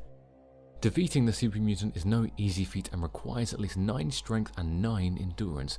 Upon doing so, you are rewarded with a power fist, a really effective unarmed weapon, but if you lose, well, I won't say what happens here, but let's just say it is a glaring example of the classic Fallout game's dark humour. Snooping around town a little further, you'll soon uncover a conspiracy between the mutants and the humans. It'd seem all is not so harmonious after all. A local named Jacob feels strongly that Broken Hills is under threat by the mutant inhabitants and thinks it is only a matter of time until they snap and rise up again, like they did all those years ago. He has caused quite a stir and even worked some of the locals onto his side, resulting in Marcus making multiple arrests. Jacob attempted to blow up the mine's air purifier and collapse the tunnels on top of the mutant workers. He is constantly blaming the mutants for the multiple missing humans around Broken Hills as of late, and mentioning to Marcus he will ask for your aid in getting to the bottom of the whole thing. I love this. It feels like the natural next step on from where we last left off to human-super mutant relations at the end of Fallout 1. Their master was defeated and their army was broken and cast to the winds without a real purpose. The mutants went from being the wolves attacking sheep in Fallout 1 to being little more than lost sheep themselves in Fallout 2, trying to adjust to this new way of life within a society they failed to bring down. That resentment obviously still lingers even all these decades later and is becoming something of a powder keg ready to explode right here in Broken Hills. Marcus points you toward a local named Dan, whose wife has been missing for days. Speaking to him, he admits that his wife was often a little too outspoken about her disdain for ghouls and super mutants alike. He begs the Chosen One to find her and bring her back home. The search proved futile around town until we finally delved into the tunnels underneath Broken Hills, and uncovered what looked like a mass grave of human remains, Dan's wife included. She has a letter on her body that acts as evidence that Francis was the killer, and mentions the mine's foreman Zawis as an accomplice. Confronting Francis, he admits to everything, but explains that he didn't kill random people out of hatred for humans. He was a firm believer that they could live in harmony, but felt that was being threatened by bigoted humans. These are the folks he killed in an attempt to quell the conspiracies. The Chosen One can choose to kill Francis then and there, or exile him from Broken Hills forever, which accepts as a just punishment. Marcus and the rest of Broken Hills are disappointed that the tensions boiled down to murders, but he is thankful you lent his town a hand. If you also choose to help repair the mine's purifier and finally leave the town in peace, Marcus will decide that he might be too old for settling down and offer to join the Chosen One on their quest, making Marcus the first super mutant companion in the series' history. That wraps up the major business in Broken Hills and sets us on our way toward the major settlement in the game, New Reno. To borrow a phrase from old Ben Kenobi, New Reno is a hive of scum and villainy. The city is a den of vices, from gambling to chem use, boxing to adulting. If you want to cut loose in the Wasteland and have got the caps for it, then New Reno will welcome you with open arms. The city has no government nor a real law system. It is controlled by 4 crime families, something akin to the mob, I guess. They are the Mordinos, a family of slavers and chem pushers. The Bishops, the other major family in the city, has a major stranglehold on the production and distribution. Of jet into the Wasteland. Just under these 2 families we have the Salvatores, the oldest family in the city, and one who has seen their power and influence wane with the years. They are eager to change that, however. Finally, we have the Wrights, the weakest family in Reno. They are made up of Orville Wright and his countless children. What little power and influence they have comes from their brewing and distribution of alcohol through Reno. I won't go in depth with the overlapping and intricate quests you can follow between these warring families, as they are some of the best in the entire game, and maybe the entire series. I believe they are best experienced for yourself, so please I implore you to just try it out. You will not be disappointed. Besides becoming a made man with one of the crime families, there are plenty of other side activities you can do in Reno, including becoming a prize-fighting boxer and taking part in high-stake bouts. This is a really fun diversion from the main quest, and I recommend looking into it. The citizens and even the families around Reno will treat you with the utmost respect if you can go all the way and become the champion. Strangely, you can also try your hand at becoming a, well, film star while here in Reno. Look, caps can be tight when you're investing in new late game gear. Who am I to judge you how you go about getting them? There is another funny encounter in the city if you leave your car unattended for a time and return. You'll find that out after you're being carjacked. Shaking down the local street dealers, you can find out about a garage outside the city. Raiding said establishment, you will indeed find your Highwayman about to be picked down for spare parts. You can wipe out everybody there, or you can intimidate or persuade the mechanic into actually upgrading the car for you. One more curious encounter you can discover is by speaking to one of the Wright children. They will explain to you that they are playing a game initiating the metal people that fly the metal insects that they see in the desert. The Chosen One can trade the kids an unloaded pistol if they show you these metal men. The kids escort you out into the desert where you can view a secret meeting between the Salvatore family and the Enclave. Those hulking figures we met in the Wasteland all that time ago, and they are emerging from a working vertibird. It looks exactly like the one we saw crashed all the way back in Klamath. Turns out the Salvatores are trading supplies to this mysterious faction in exchange for high-powered laser weapons that they can use to reclaim Reno. This was such a cool hidden encounter that is very easy to miss during a playthrough. It gives the Salvatores and the Enclave a little more character beyond just being generic bad guy villains. These factions have wants and needs, and are willing to begrudgingly do business if it means they mutually benefit from each other, at least in the short term. Plenty of folks in Reno would talk ill of the new California Republic and mock them as some uptight ghost of pre-war life trying to come back from the dead. Visiting the NCR yourself, you'll be met by probably the most up-to-date and well-established settlement in, well, the whole Fallout series. Outside the city, you'll find what could nearly be described as a sub-settlement made up of those that didn't gain entry to the city or just wanted to set up shop outside it.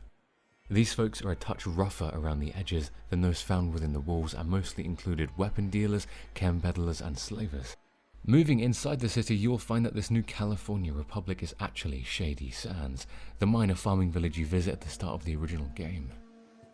80 years later, it has grown into the biggest powerhouse in the Wasteland. Exploring the city, you can find a number of quests and interesting characters, including another Brotherhood of Steel outpost, who again mysteriously deny you access beyond asking a single question. The Chosen One can also happen across a statue erected in tribute to the Vault Dweller, to their grandfather, for the help he had provided to Shady Sands all those decades ago. I loved this inclusion as a nod to the original game, as well as reaffirming that theme of legacy present throughout the game. You are laying eyes on the man you are quite literally following in the footsteps of. In fact, exploring the Congress Hall, you can meet a character that had actually met the Vault Dweller. Tandy, or President Tandy as she is known now, is the little girl we saved from the Khans in the original game. Now an elderly lady, she's the leader of the new California Republic and the reason that the settlement grew from such a small farming community into the juggernaut that it has become. Speaking to Tandy, the Chosen One can dig up a lot of information on the Vault Dweller and his quests in the old Shady Sands, as well as some local history on the region and its relationship with other settlements like Reno and Vault City. You see the NCR's ideology is to expand and bring as many settlements in New California as possible into the Republic's fold. The aforementioned settlements are obviously opposed to this and want to stay independent. On the home front, however, there are other problems.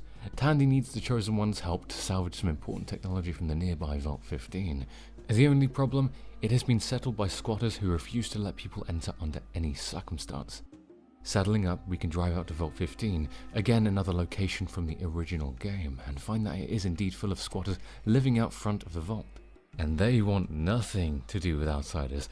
That is all but one, a woman named Rebecca.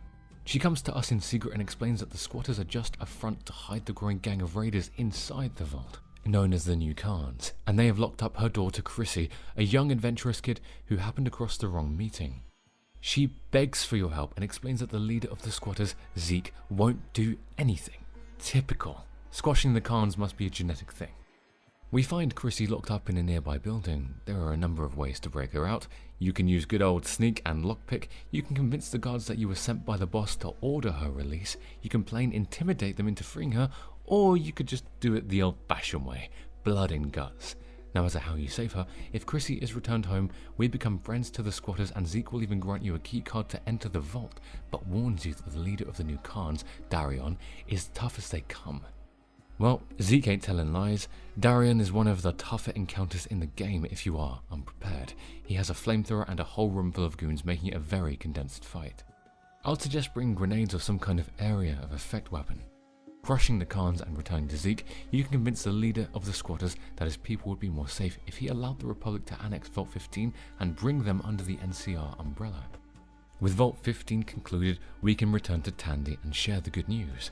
She thanks us and finally shares the location to Vault 13, the location we have been scouring the waste for all this time. But before we leave the NCR, there are a few cool side quests you can pick up around the city if you so choose. My favourite of which is given by the Desert Rangers, an organised militia of sorts here in town, independent of the NCR military. They want your help freeing the slaves just outside the city limits.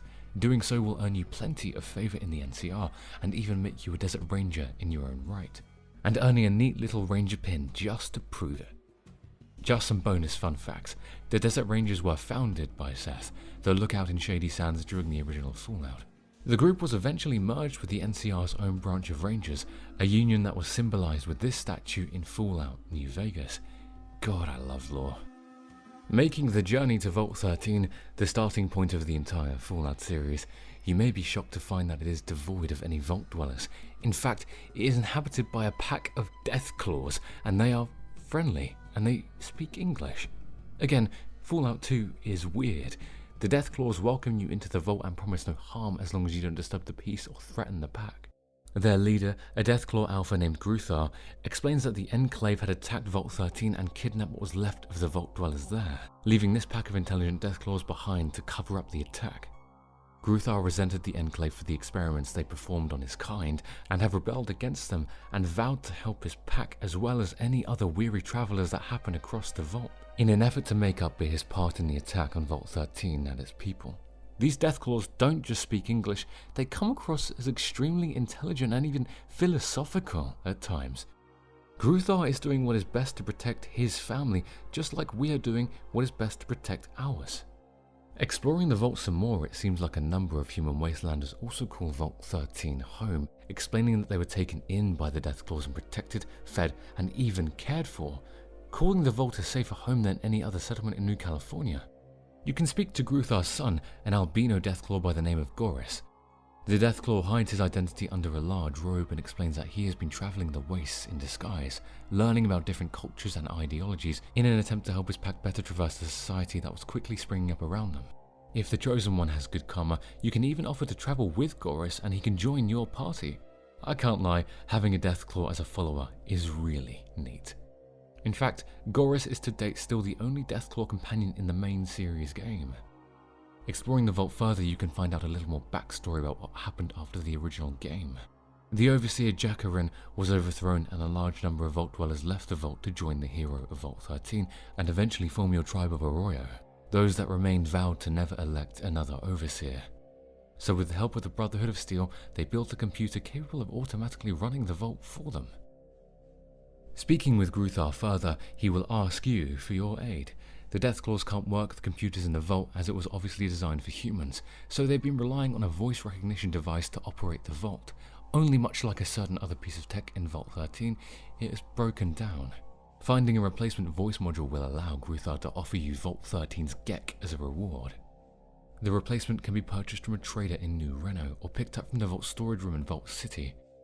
With the repairs complete, the Chosen One can finally at long last get his hands on the Gecko and return to Arroyo as the hero they were chosen to be. After braving the wastes, the gangs, the slavers, the crime families, the aliens, the monsters, and everything in between, finally, the Chosen One can rest. Nope, no. Of course not. Much like the original game, just when you think you've completed the game and your quest is finally over, you are thrust back out into the wasteland to find and defeat the ultimate evil. In this case, returning to Arroyo, you will find your home has been razed to the ground and your people kidnapped by the Enclave, that same power armor-clad force from before. The only survivor left in the village is Hakunin, who is in his final moments. He beckons the Chosen One to save their people by chasing the shadows south. So, south we must go, and that leads us all the way to the massive city of San Francisco, a town that is caught in a power struggle between the Shi, the ancestors of the surviving soldiers that washed up on the beaches of San Fran in a Chinese submarine after the Great War, and the Hubologists, a faith that believes it is only a matter of time before they are called to the heavens to live amongst the Star Father on the planet Quetzal. Yeah, again, remember when I said Fallout 2 was weird? That's only the start of it. All the while this is happening, the player is confronted with a beef between two kung fu fighters here in the town by the names of Dragon and Lo Pan. That's right, Dragon and Lo Pan. No, I know what you are thinking, and I can promise you that this is still a game about the struggles of humanity growing in the wake of atomic devastation, with the ghosts of old Americana still lingering, and not a Jackie Chan kung fu flick from the 70s. In fact, you can even offer to help either side. Helping Dragon results in you doing a sick training montage and challenging his 5 students before eventually getting to fight him in a climactic final battle. You know what? Forget what I said. This is a kung fu flick now. If you are on the brink of defeating Lo Pan, the slimy bastard will actually pull a gun on you. Finally beating him will bring the honor of kung fu back to San Francisco. Wait, what were we doing about saving our tribe again? Back to the mission at hand. Continuing to poke around San Fran can lead us to finding the third and final Brotherhood outpost and its carer, a Brotherhood knight by the name of Matt. He is concerned about the Enclave and their vertibird technology, fearing that it could turn the tide against the Brotherhood in the inevitable future conflict between the two factions. Fallout 3. Matt informs you about a hidden Enclave base on the coast called Navarro, and tasks you with sneaking in there to steal the vertibird plans. Alternatively, you can also take this quest from Shi or the Hubologists in order to gain favor from them. Exploring San Fran some more to gear up before leaving for Navarro, the Chosen One can stumble across an old tanker known as the PMV Valdez. The tanker is inhabited by a group of vagrants and led by a man named Ron Mayers, the self-proclaimed captain of PMV Valdez. Talking to the captain, he explains a little about his own background, admitting that he was once an Enclave technician stationed at Navarro, but deserted once he realized the Enclave weren't actually working towards the restoration and continuation of the United States, but actually just a continuation of the wealthy and powerful keeping their resources to themselves and toward their own benefit. Explaining your own quest to Mayers, he'll explain that the main Enclave base is actually an oil rig that is located off the coast of California. The tanker is most likely the only way to get there and back, but the boat is broken down and in serious disrepair. If the Chosen One can repair the tanker and help out the vagrants, Mayers agrees to ferry the party out to the oil rig to save the Arroyo villagers. With that being said, it is high time we ventured out to Navarro to see what this Enclave base has to offer. Going to the location marked on your map, the party will stumble across an isolated Poseidon gas station, occupied by a lonesome man named Chris. Talking to him, he'll very quickly come across as nervous and a tad bit jumpy. Pushing the conversation, you are able to pull the information out of him regarding the base's location via persuasion or intimidation. If all else fails, you can always just vaporize Chris and dig through the gas station yourself. Finding a back exit that leads straight to the base, and wow, it is a wonder the place could even be hidden. Navarro is chock full of power-armored soldiers, technicians and scientists alike, all working under the Enclave banner. Brute force isn't recommended on this one, there are simply too many enemies and too much firepower. A decent speech or charisma skill will allow you to masquerade as an Enclave soldier that has just been transferred in from the oil rig. When spotted without a uniform, you'll be brought to the attention, and I cannot stress this enough, possibly the greatest character in Fallout history, Sergeant Arch Dornan. I'm not even going to explain what happens, just roll the damn tape. Welcome to Camp Navarro! So you're the new replacement! You are out of uniform, soldier! Where is your power armor? Don't have any? You expect me to believe that, maggot? The truth is, you lost an expensive piece of Army-issue equipment. That suit is going to come out of your pay, and you will remain in this man's army until you are 510 years old, which is the number of years it will take for you to pay for a Mark II powered combat armor you have lost. Report to the armory and have a new suit issued to you, then report back to me, Private! Dismissed! Much suspicion as long as we don't step too far out of line. Checking out the labs, we can come across a scientist by the name of Schreiber, who is having trouble with one of his intelligent Deathclaws named Zahn. Schreiber wants the beast executed and you can offer to help. Alternatively, you can steal a passkey from the scientist and help Zahn escape into the wilds. I always like this short little side quest. It sheds a bit of light on the intelligent Deathclaws and helps establish that connection further between them and the Enclave, giving us a look at the abusive relationship that Gruthar mentioned back in Vault 13. Also in Trevor's labs, you can find a cyborg dog called K9. The pooch appears to have had several body parts replaced mechanically and even had vocal parts installed, meaning he can communicate with the Chosen One. Speaking to the dog, he will explain that his master, Schreiber, was deeply cruel and malicious towards animals. This led to K9 biting him and in turn having the motors in his legs disabled. K9 asks for help repairing his limbs and dealing with Schreiber.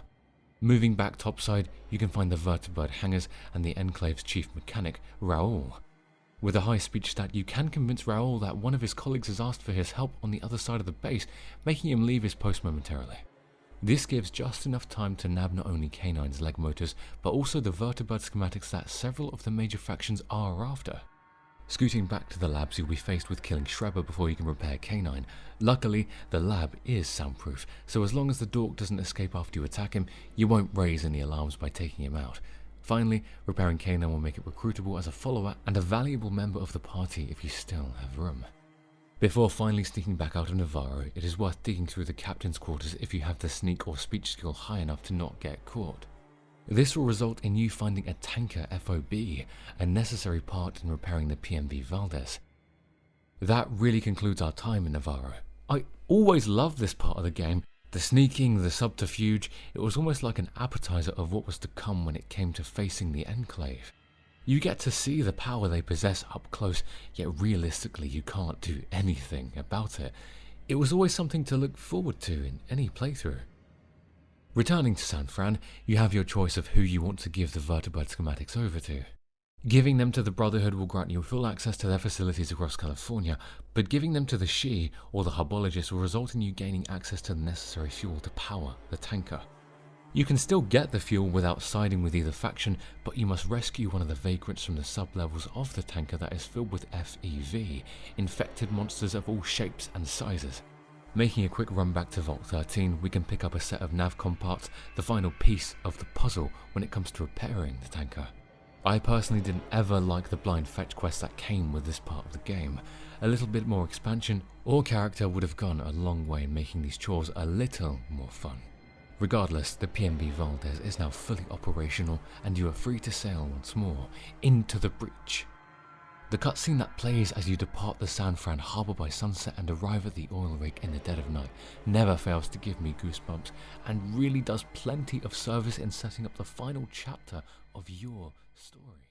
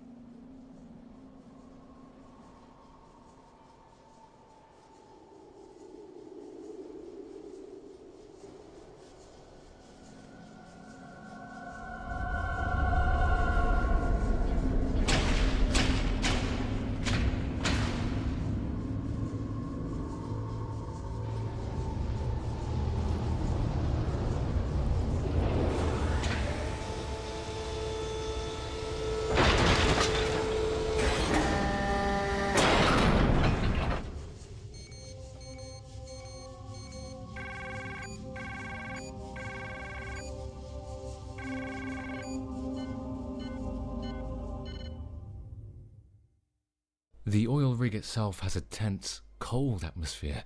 The music meanders along and causes all the hairs to stand up on your neck the deeper you manage to fight through the base. The Enclave soldiers pose a real threat. They are highly armed and more than willing to die to protect their home and their ideals.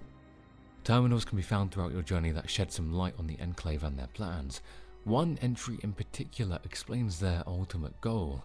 The Enclave have successfully modified the FEV to act as a toxin. They tested their new bioweapon on both the Arroyo villagers and the citizens of Vault 13, finding that the tribals would always die, where the more pure Vault dwellers had a much higher chance of survival. The plan is in place to release the toxin over the Wasteland via jet streams and cleanse the wastes of all the impures in an attempt to finally reclaim America. Holy shit, that is crazy. The horrifying revelation of the Enclave's true plans only make the rest of the journey through the rig more tense. Dropping down onto the detainment level, we can find the village elder from back home, along with most of the other survivors of both the attack on Arroyo and Vault 13. The elder explains that the Enclave has been experimenting on them, and their numbers are quickly dwindling. Telling her you have a ship docked at the rig, a plan is hatched to destroy the generator which will power down the cells, allowing the prisoners to flee back to the tanker. The tension is palpable as you descend further into the rig, eventually finding yourself in the presidential wing where you come face to face with the President of the United States of America, Dick Richardson. The conversation is a wealth of lore for you to explore at your will, including him confessing that the vaults weren't a safe haven from the Great War like they were advertised.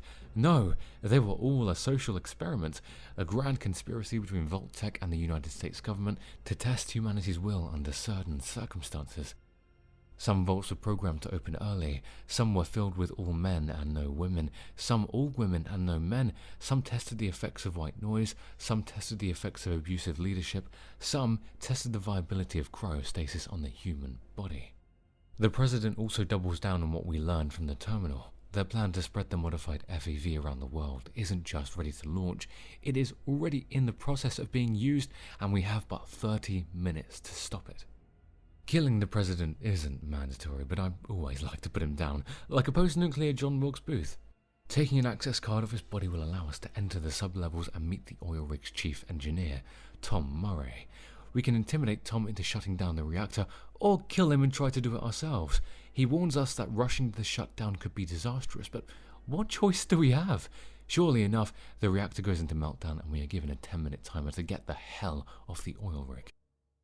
Making our way back the route we took, we can see that the prisoners have successfully escaped the detention level, and it is complete chaos as the Enclave realizes what is happening. Just before we hit the last room before we can escape on the tanker, the group is cut off by a group of elite Enclave troopers led by Sergeant Granite. The sergeant warns that Frank Horrigan had set up just past them and is waiting to halt your escape from the oil rig. A quick reminder, Frank Horrigan is the genetically modified special service agent that we encountered in the Waste all the way back at the start of our adventure. It felt like a deal with destiny that we'd meet again, and here we are. You can fight your way past Granite and his squad, or with a high speech skill you can convince him that the Enclave is dying and their orders are futile. They decide to go AWOL and join the Chosen One in his last battle. Frank Horrigan is a beast of a final boss, and though he lacks the nuance of the Master from the original game, he makes up for it in his imposing presence. The fight is brutal. Not only is Horrigan the toughest enemy in the game, he also has a batch of security turrets that join the battle. A high science skill can allow you to hack the turret and turn them on Horrigan. Defeating the mutant Enclave soldier will result in one of the most satisfying death animations in the series, and mark your final escape from the oil rig, sailing away with the rescued prisoners as the base detonates in the background.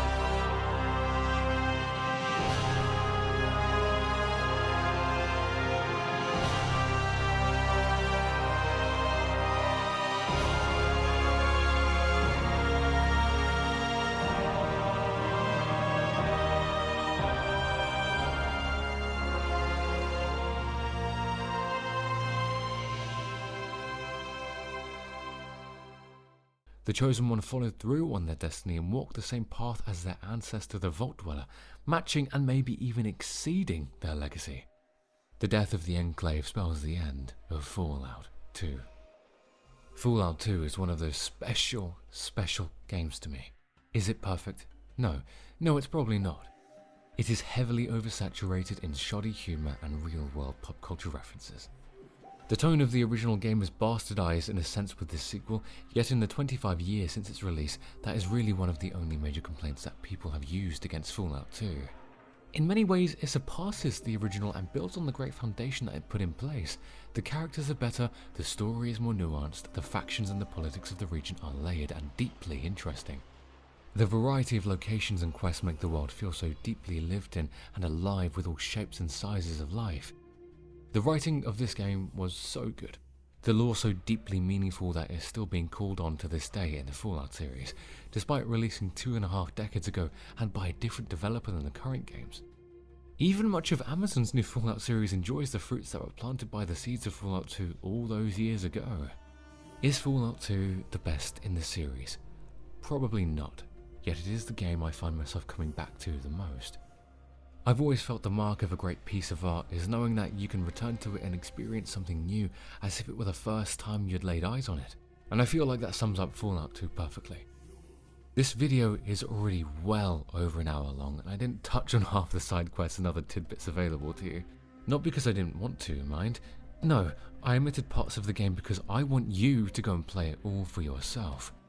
I implore you to let Fallout 2 grab you in the same way it grabbed the rest of us, whether that be those that were there on day one in 1998, or, like me, those that stumbled upon the game in subsequent years.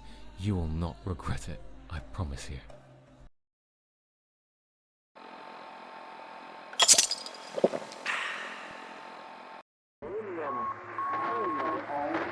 An American army is fighting for 1941, a date which will live. Note that the first atomic bomb was dropped on Hiroshima. These forces met their mark. We have declared the war in Vietnam. But we don't plan to surrender either. We are going to win. Proportions and would lead to World War III. Allied air forces began an attack on military targets. Decide that in the 21st century that America... March 5th, 2052, the United States has officially closed. The United States will go ahead with a national quarantine. The new plague virus. Disaster sweeping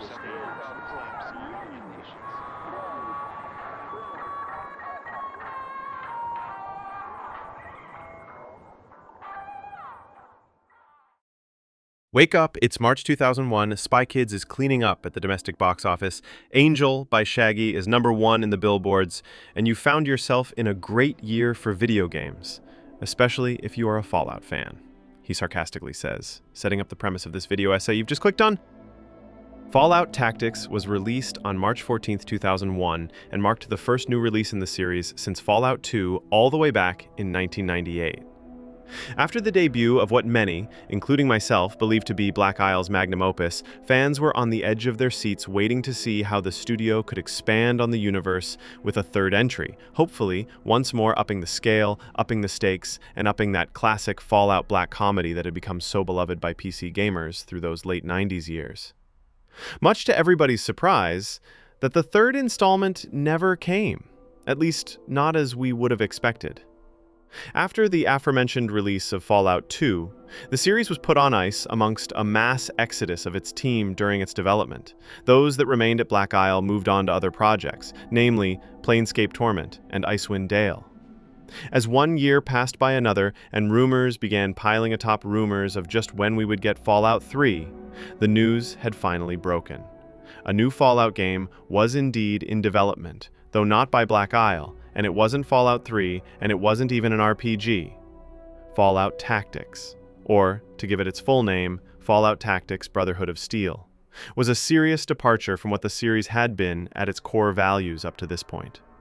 Gone were the deep branching dialogue trees, gone were the engaging side characters and winding quest lines, and in its stead was a linear, campaign-based game that hinged its selling point around a massively expanded combat system that could now be played in real-time or turn-based modes, featuring an expanded, party-based squad system as well as, for the first time ever in the series, usable vehicles. But why the departure? Well, Fallout Tactics had been developed by Micro Forte, an Australian development company, and aimed to bridge the gap for fans, while Black Isle attempted to get their ducks in order when it came to tackling the giant that was to be their Fallout 3.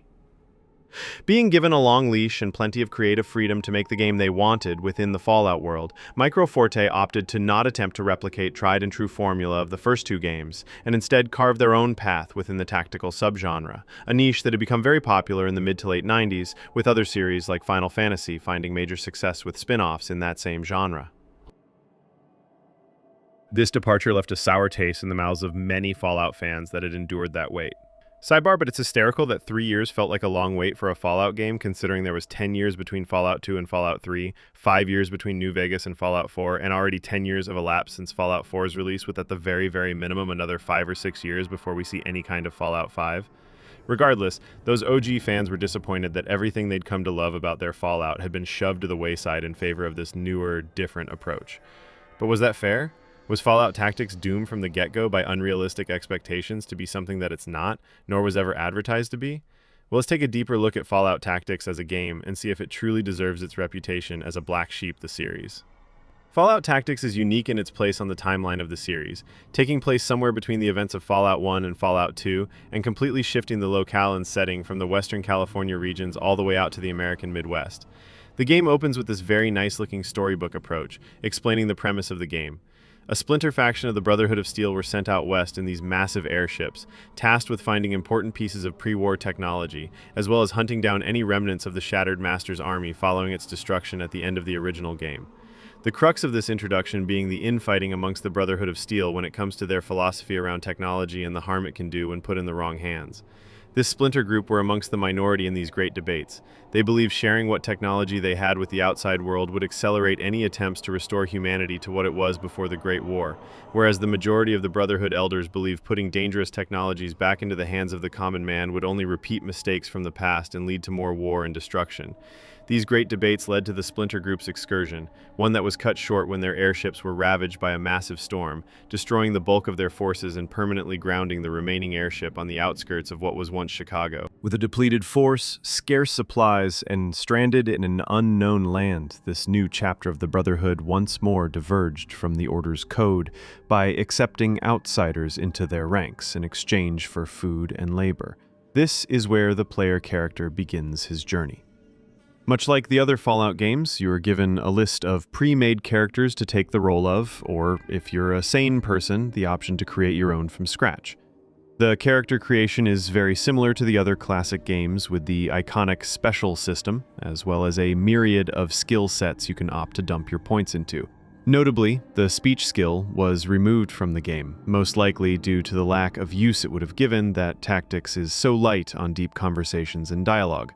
In its place, and for the only time ever in the series, there is a pilot skill, which dictates the player's ability to operate and maintain vehicles over the course of your playthrough. But where does the story begin, and where does it take us? Well, let's find out. The game opens with your character as a tribal, a relic of the old world scraping by in a harsh new one. The Brotherhood, freshly landed in the Midwest, offers salvation, but it comes with a price: obedience. You are stripped of your name, given a rank, assigned a team. Your individuality is traded for uniformity. The Brotherhood becomes your new family, your new religion, and the missions begin. The early missions are simple on the surface. Secure a town, escort a caravan, eliminate raiders. But they're more than just objectives, they're tests. Every mission reinforces hierarchy. You aren't leading a band of adventurers, you're commanding soldiers. You move through grid-like towns, your every decision weighed against Brotherhood doctrine. There's no time for questioning orders, only results. In Brahmin Wood, we see the Brotherhood's pragmatism, protecting a farming community, not out of altruism, but to ensure food supplies. In Freeport, the moral grayness sharpens, defending one tribe from another, deciding who lives and who dies, all in the name of Brotherhood stability. The aesthetic of Act 1 is clinical, bleak. Towns are barren, colorless, just tactical problems waiting to be solved. There are no branching conversations, no room for empathy, only commands and consequences. This stark tone serves a purpose. It trains us, the player, just as the Brotherhood trains our character. By the time we reach Macomb, we no longer flinch at killing. We execute orders, efficiently, quietly, professionally. But then comes Quincy, a turning point.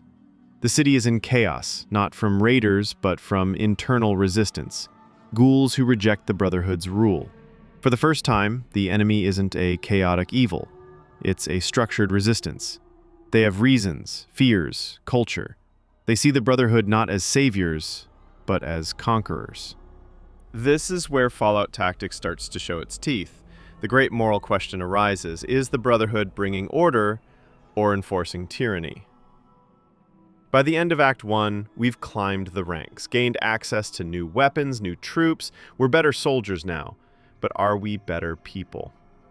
Fallout Tactics doesn't offer easy answers. The structure of Act 1 conditions us, both player and character, to value efficiency, not morality.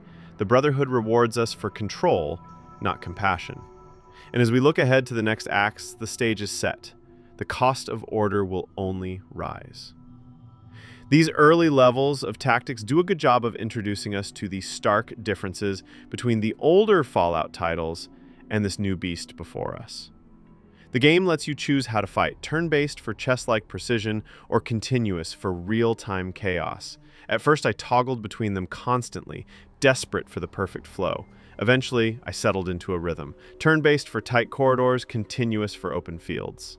It's messy, sometimes frustrating. Enemies can snipe you from off-screen. Grenades bounce unpredictably, but when it works, it clicks. A room breach perfectly timed, a sniper watching the backline, a minigunner laying down suppressive fire just long enough for your medic to revive a downed ally. Squad management is where Fallout Tactics really sank its hooks in me. I wasn't just customizing a character, I was curating a warband, a scout with stealth and a scoped rifle, a heavy with power armor and an LMG, a doctor slow but invaluable. Each mission felt like solving a puzzle with people, not stats, people. They had names, backstories, even if minimal. And losing one, whether through bad positioning or a poor tactical call, hit hard. Harder than I expected. The second act of Fallout Tactics really sinks into the slow, tedious corruption of the Brotherhood's very own ideals. The Brotherhood came to the Midwest with promises, structure, security, survival. In Act 1 of Fallout Tactics, we followed orders, we earned rank, we built a machine. But in Act 2, the machine starts to devour itself. Act 2 opens in uneasy stability. The raiders are gone, towns are secured, and the Brotherhood's grip tightens across the region. On paper, this is progress. But beneath the surface, there's tension. No more scrappy tribal missions or escort runs. Now we're hunting something stranger, something engineered. Super mutants. Super mutants have history. In the original Fallout, they were the foot soldiers of a failed utopia. In Tactics, they return, not as villains with ideology, but as living weapons. They're tougher, faster, and terrifying in close quarters. They don't talk, they don't negotiate, they just kill. And suddenly, all the tactics you mastered in Act 1, they start to feel insufficient. Mutants punish poor planning. They're the game's way of turning pressure up to 11. Cover isn't enough. You need kill zones, overlapping arcs of fire, escape routes, and even then, one slip and your medic's gone. This isn't a fight against ideology. It's survival. I started to realize that Fallout Tactics isn't about the enemies. It's about the map. The terrain is your real opponent. Line of sight, elevation, choke points, destructible cover. Every piece of architecture is a question. How are you going to survive this? Some maps are brutal. I remember one mission, a ghoul ambush in tight urban streets. My squad got flanked, twice. I had to restart 3 times, each one learning a little more. Where the snipers were, where the ambush would trigger, how to set my overwatch arcs. When I finally beat it, it felt earned. Like I didn't just win, I outthought the level designer. The Brotherhood doesn't change its playbook. Mutants are to be eradicated. No negotiation, no experimentation, no diplomacy. But cracks start to show. Missions grow more dangerous. Casualties rise. And as a player, you start asking questions. Not because the game forces you to, but because the silence becomes deafening. Who created these mutants? Why now? Why here? The answers come slowly, and they're worse than we feared. It's in this act that the mythos of Tactics expands and mutates. The threat isn't just mutants, it's the Calculator, an ancient pre-war AI controlling them from Vault Zero. The Calculator isn't evil in the way we understand it. It wants order, predictability, purity. It sees the Brotherhood and humanity itself as inefficiencies, emotional, illogical. And maybe, just maybe, it's not wrong. As the enemies become less human, so do we. Tactics become colder, more calculated. We use heavier weapons, strip dead enemies for ammo mid-fight, sacrifice team members to buy seconds. You start to think like the Calculator, because the game demands it. Efficiency or death. And when it works, when your strategy is airtight and the mutants drop one by one without touching your squad, it feels good. Too good. Which is when it hits you. This isn't about war anymore. This is about control. But for every smart system, there's another that fights you. Inventory management is a slog. Healing in combat requires navigating clunky menus. You'll spend just as much time adjusting loadouts as you will firing shots. And yet, I kind of loved that, too. It made downtime feel dangerous. There's no safety net in the field. No auto-heal between fights. If you burn all your stim packs early, that's it. You're limping to the evac. It's tension, just bureaucratic tension. By the end of Act 2, the Brotherhood starts to reflect the very enemy it claims to fight. Cold, unquestioning, mechanized. And Barnaky, the hardliner, the enforcer, rises in influence. He doesn't just want victory, he wants purification, and every mission you succeed in only empowers his vision. The line between man and machine is blurring, and the Brotherhood, once protectors of humanity, now sits on the edge of something darker. Act 2 of Fallout Tactics isn't about escalation, it's about erosion. The erosion of doubt, the erosion of morality, the erosion of the Brotherhood's soul. And as Vault Zero looms in the distance, one question remains. When the final choice comes, will you fight the machine, or will you become it? By this point in my playthrough, I'd very well come to terms with the fact that this was a very different type of Fallout experience than what I'd been used to. What Fallout Tactics taught me is that war, even pixelated war, is methodical. It's not about dramatic heroism. It's about preparation, awareness, ruthlessness. Unlike the mainline Fallout games, there's no illusion of morality here. You're not deciding who to save. You're deciding who covers left flank and who takes point. You're not choosing dialogue options. You're choosing firing arcs. And in its own way, that's Fallout 2, just through an ever so slightly different lens. Before we dive into Act 3, I think it'd be an appropriate time to discuss the crux of Tactics' theme, that being the philosophical divide between General Barnaky and Paladin Decker. You see, the Midwestern Brotherhood isn't like its Western cousin. It began as a disciplined but adaptable faction, recruiting outsiders, protecting towns, forming alliances. But as the campaign progresses, that pragmatism starts to rot. You're no longer just fighting raiders. You're facing an existential threat, Vault Zero and its mechanical war machine. And in that pressure cooker, two visions emerge. General Barnaky believes in order through purity. To him, humanity is fragile, prone to mutation, chaos, and weakness. The Brotherhood's job, in his view, is to correct that, not through compassion, but through control. He sees mutants, ghouls, and any form of deviation as threats to the species, as viruses to be purged. And when you listen to him, it doesn't sound like hate, it sounds like inevitability. Barnaky isn't evil in the cartoon sense. He's dangerous because he believes he's right.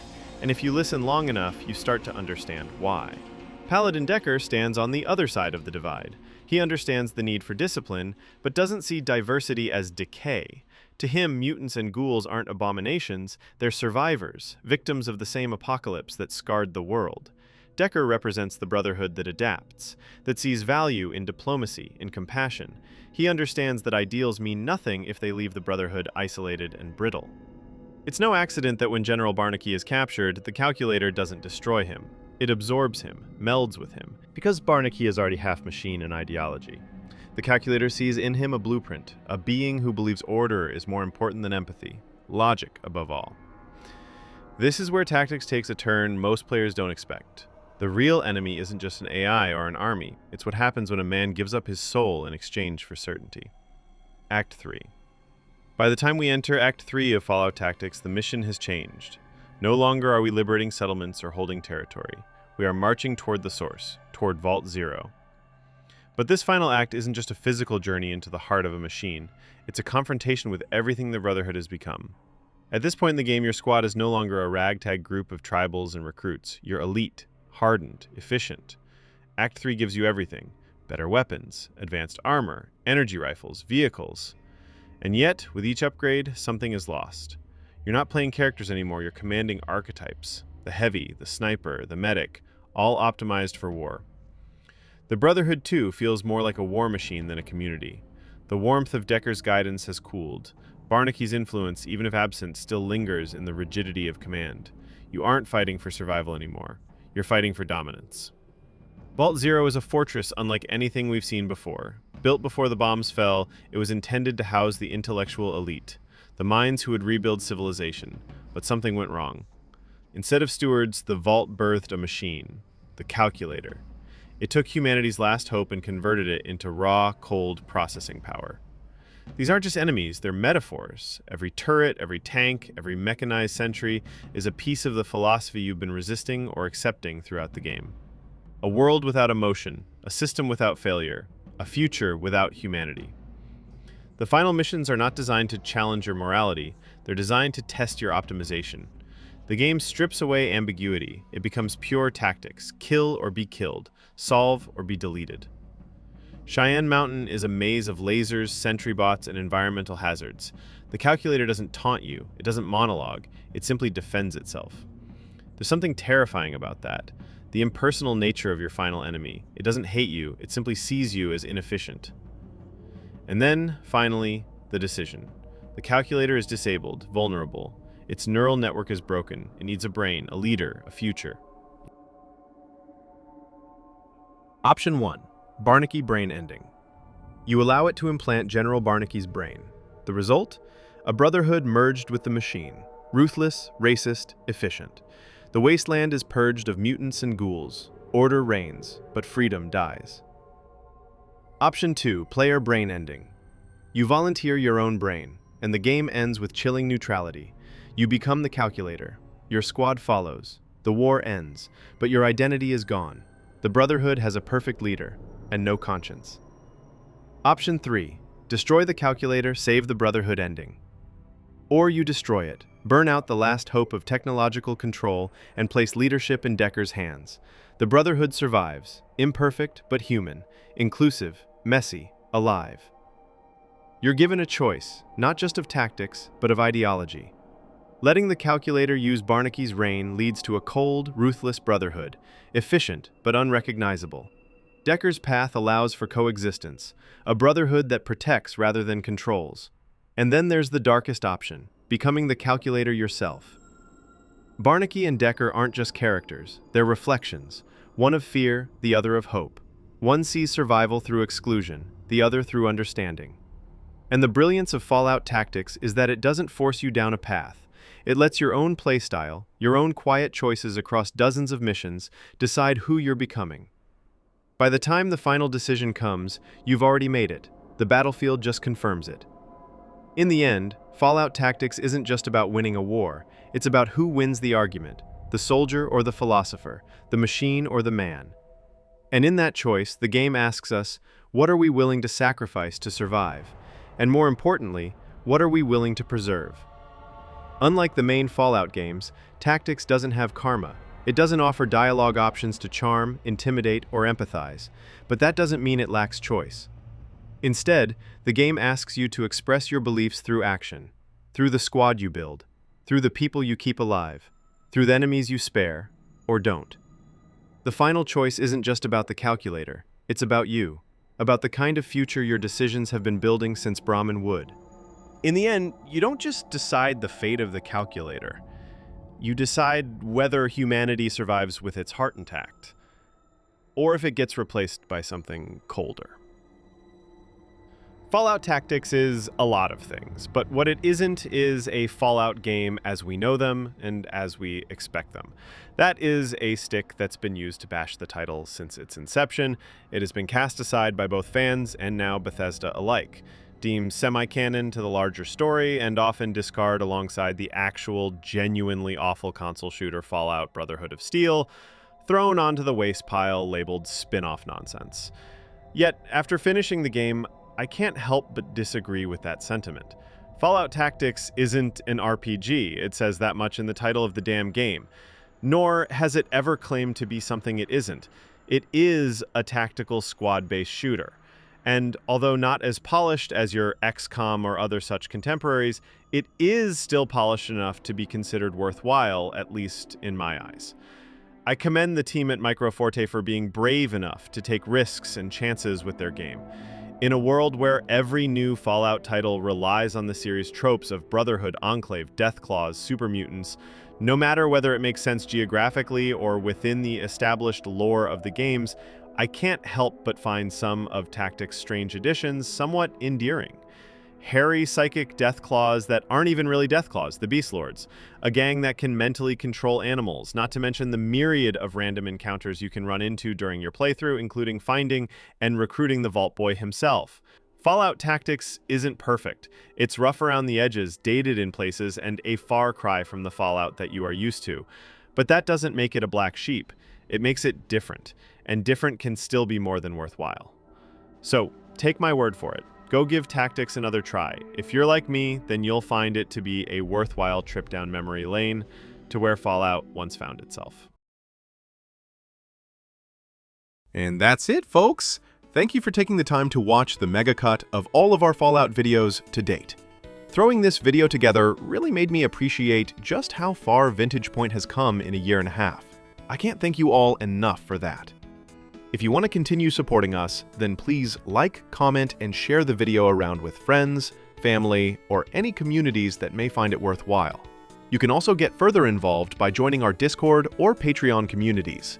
Once again, thank you all, and take care.